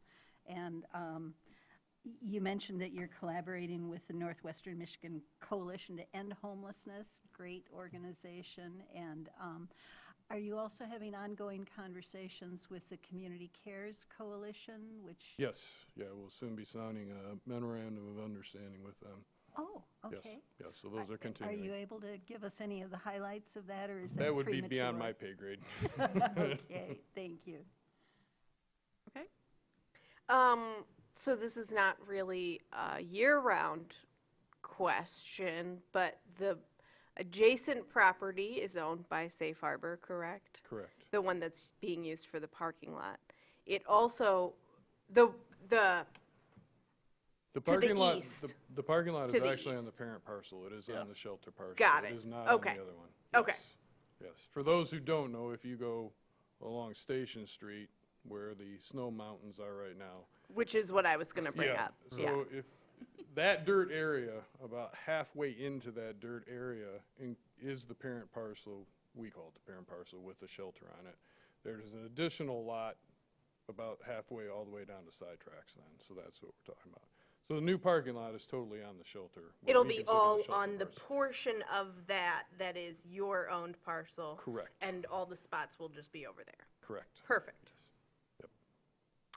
On that, The snow mountain is just giant, so if people drive by it, yeah. it's jarring. So I And just wanted to call that that out. was brought up at design team today, that the original agreement, and I talked to the city attorney after that, Brad, and she's aware of all this, so that'll get cleaned up at the city commission level, but there were some temporary terms on the parent parcel for snow storage, which will have to be cleared up to construct the parking lot and stuff like that. Marina parking as well. Marina parking, yep. So, that'll be worked out. You know, there are a lot of issues with where to store the snow. This year it became very problematic as we were way above average. But the DPS department has found a solution through about a year and a half of negotiating to lease space on airport-owned property. So when we fill up these places, or if we lose that capacity because of this parking lot, we already have in place the new locations for it to be hauled and stored. But we do try to fill up the in-town locations first because there's a cost associated with hauling. So anytime that we can reduce that, it saves the citizens money. All I was gonna say, it's out of my pay grade and in my dad's, so it's not my problem. It's good to note, but not my problem. Jerry? Yeah, so what, in the off-season, I guess, so currently in the summer, the building, is it, because of this current slump, like, you can't use it at all? It just says, does it lock and stay empty, or, you know, I'm just wondering, is it completely not being used, you know? I mean, that's when we do all of our work on it, right? Right, so you're Everything able to gets get in there. repainted, projects, et cetera, that's when all that happens. I'm not exactly thrilled with the idea that I don't get free reign to, like, you know, I have to redo the urethane on the floors. I'm still trying to figure out how that happens while we're open. But that's what would happen, yeah. If you went by on a summer's day, I would be there, usually some volunteers doing whatever project needed to be done. But otherwise, no, nothing happens. Well, the SLUP amendment would merely allow the potential for year-round operation if funding doesn't come through, or for some reason you decide not to operate for 2 weeks in July. I don't see that as fundamentally violating the new SLUP. It's merely providing them a better tool that would allow for year-round operation, which is currently prohibited. Yeah, because right now they're only, by the terms of their approval, allowed to operate October 15th to May 15th. And if I believe, historically, you've ended around April 15th, though? Yeah, now we go to April 30th. It really depends on church support, candidly. Yeah. Yeah, so this would allow them, but not mandate them that they go year-round, to your point, if I think that's what you're asking. Yes. Yeah. Mhm. Yeah. Any other comments, questions? Thank you All so right. much for Thank being you. here. Yep. You have something to say? I would just say procedurally, the public hearing's been scheduled for the 18th. So the next meeting will be the public hearing on this. And it's only after the public hearing that the planning commission can make a recommendation. So, you know, that email I think was sent out by Katie, there is a timeliness to this because as we've been told by our manager, there is a strong desire to avoid having to close the shelter for a week, 2 weeks, 4 weeks to go through this procedural process, vacate everyone, and then provide them the opportunity to come back. So we are trying to move this along with that May 15th current closure deadline.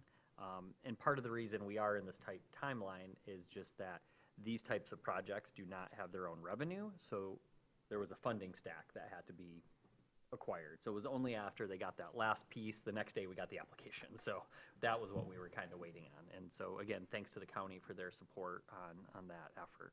Thank you. All right, it looks, anything else? If not, we're going to move on to report. Oh, I'm sorry, public comment on this slot. Thank you.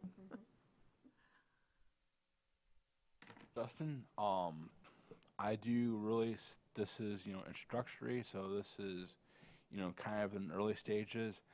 I do want to make it plain to clear, that if it becomes, up to where it passes the planning commission and it goes to the city commission, is one thing that I've always heard, and it keeps on happening every single meeting, is that, well, that might not be the right space for it. And then the question becomes, okay, where do you want it at?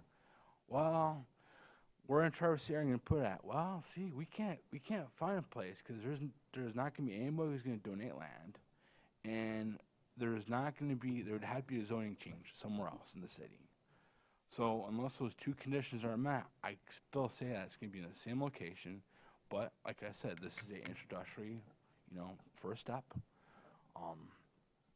But I'd like to hear more from the CCC involved with this, because the Community Cares Coalition had already had something on in Garfield Township. Well, that didn't go through because it was a commercial zoning, and Garfield Township would go ahead and have to have a variance on the zoning out there. So whatever deal that Safe Harbor has with the CCC, I would like to hear more about that, because if it is money that's going to Safe Harbor, it shouldn't be going to another township. Thank you. Any other comments about this Safe Harbor slip? Okay, hearing none. Now we're going to move on to reports. Update from the City Commission. We've had several meetings since the last Planning Commission study session got canceled. We've discussed a lot of issues, from a partnership with the Housing Commission, or rather exchange of some of our property to allow a potential low-income housing development at the current Copy Central property. We've discussed housing on both Lot O and the city's Boynton properties. We've discussed this two-way study on State Street, and that's being extended for 1 more year, not 2. We've discussed our ethics policies, and we are going to reevaluate how we make appointments to various boards. And I'm sure Jackie has some other things too. I think you hit the highlights, and certainly the ones that were most relevant to the Planning Commission. Oh, and West Front Street. We've had a couple discussions about the entrance to the city on the west side, between Madison and the city limits, how to keep cars from going off the road into houses. Yes. All right, thank you. Any questions about that? Any public comment about that? Okay, we're going to move on to update from the Planning Department. Yeah, so a couple things. There are some public engagement opportunities that have been kind of ongoing. The City Commission is working on their strategic plan. So on the city's website, we have a project page. You can see when upcoming items are there. I think the survey may even still be open on that one. No, it closed 5 p.m. Today? On February 28th. Okay, so it had been extended, but now it's Yes. closed. Okay. They got over the number they were hoping for. Which is fantastic. Also, the DDA is going through a public design process right now for Rotary Square. They had some workshops last week, so. There's a but survey That for one that is still too. up. that survey That's, is still open. I think that was in the Bay Brief Friday. I wanted to make sure everyone is aware that from 4 to 6 this Thursday, there will be an open house that planning will be assisting engineering on. It'll be in the training room for the 2025 street reconstruction project. So if your street is getting reconstructed and you want to get more information or see some of those designs, that would be a great opportunity to come and have direct conversation with staff here in the city. Internally, we are currently working on our budget. And I bring that up because every year we put money in the budget for the Planning Commission to attend conferences. We usually put enough in there for everyone, at least if they want to go to the annual state planning conference. This year it'll be October 22nd through 24th, so that's a Wednesday to Friday in Kalamazoo. It's a great opportunity to just hear from others throughout the state. We don't get a ton of takers on that. I understand it is during the work week for many, but for some reason when it's on Mackinac Island, everyone loves going. So that only cycles around about every 4 years. So please know, just kind of keep that on your radar. And I think as you all have been signed up for the Michigan Association of Planning, you should get the emails with their continuing education and programs. If any of those pique your interest, just let Katie know, because we can get you registered. We cover the cost for that. And one conversation that I am going to have with them, because our HR director brought this up as a suggestion, is putting in the budget so we can provide dinner before the meeting, since they're now at 6 o'clock, like Howard does. So I hope you like Jimmy John sandwiches, because that's about as creative as I can get. But Katie, on the other hand, she has all this great experience from City Academy and feeding people. So I think that's all I have. Do you guys have anything else? I know Leslie has been working very hard on our CDBG stuff, trying to get that through. Federal programs are complicated. Federal programs right now are even more complicated. So she has her work cut out for her. We're grateful for her. Do you have any tales of the federal freeze to share with us? Not really. They're pretty quiet about it. Quiet because they've cut all their staff? They're also prohibited from talking about a lot of things now. So. But tomorrow we're having a stakeholders meeting with all of the service providers and all the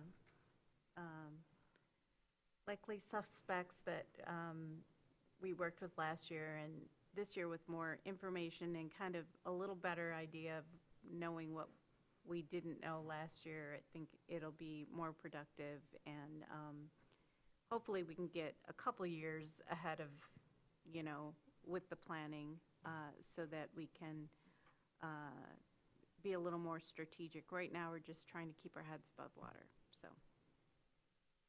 Yep. All right. Anything else? I think that's it from us. Thank you. Was there a Grand Traverse Commons Joint Planning Commission meeting?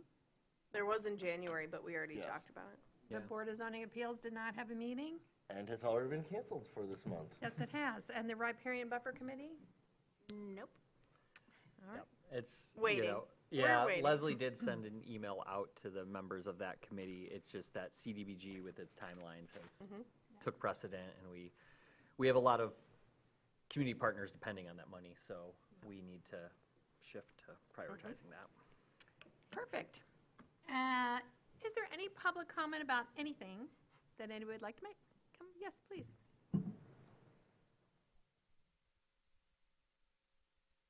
Hi, my name is James Reed, 2540 Orchard Circle Drive. One of the things that I heard throughout the meeting today is that this committee is very forward-thinking, they're open to new solutions, and are trying to set example as kind of like a trailblazer for other cities in Michigan. So I was wondering if the committee has ever considered the possibility of allowing for residential housing to be built on top of or in combination with commercial buildings, such as restaurants, shops, and the like. This would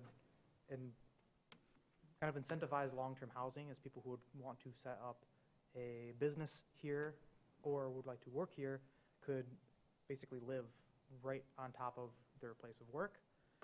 It would also kind of get the ball rolling on trying to repurpose office spaces in some way, just kind of get that idea of repurposing certain buildings and adding on to buildings that already exist. Thank you so much. Any other public comment?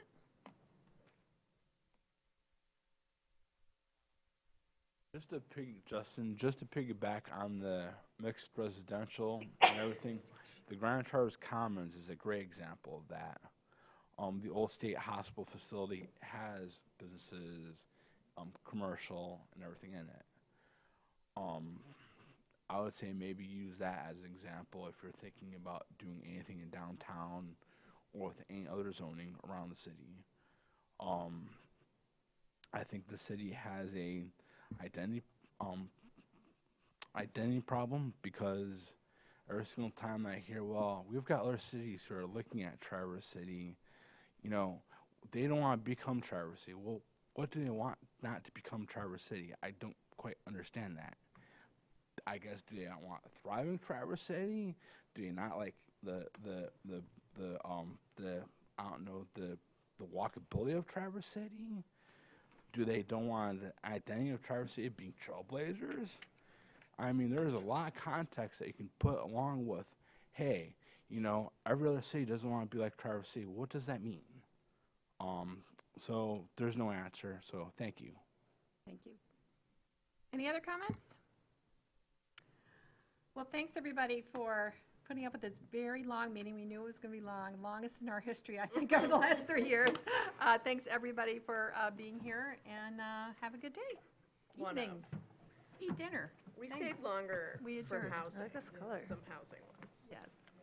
I do like the 6 o'clock start. Just to know, Pretty one good. of my clients is Jimmy Jones. How's it So going with you? I test their app. Okay. So if you ever find any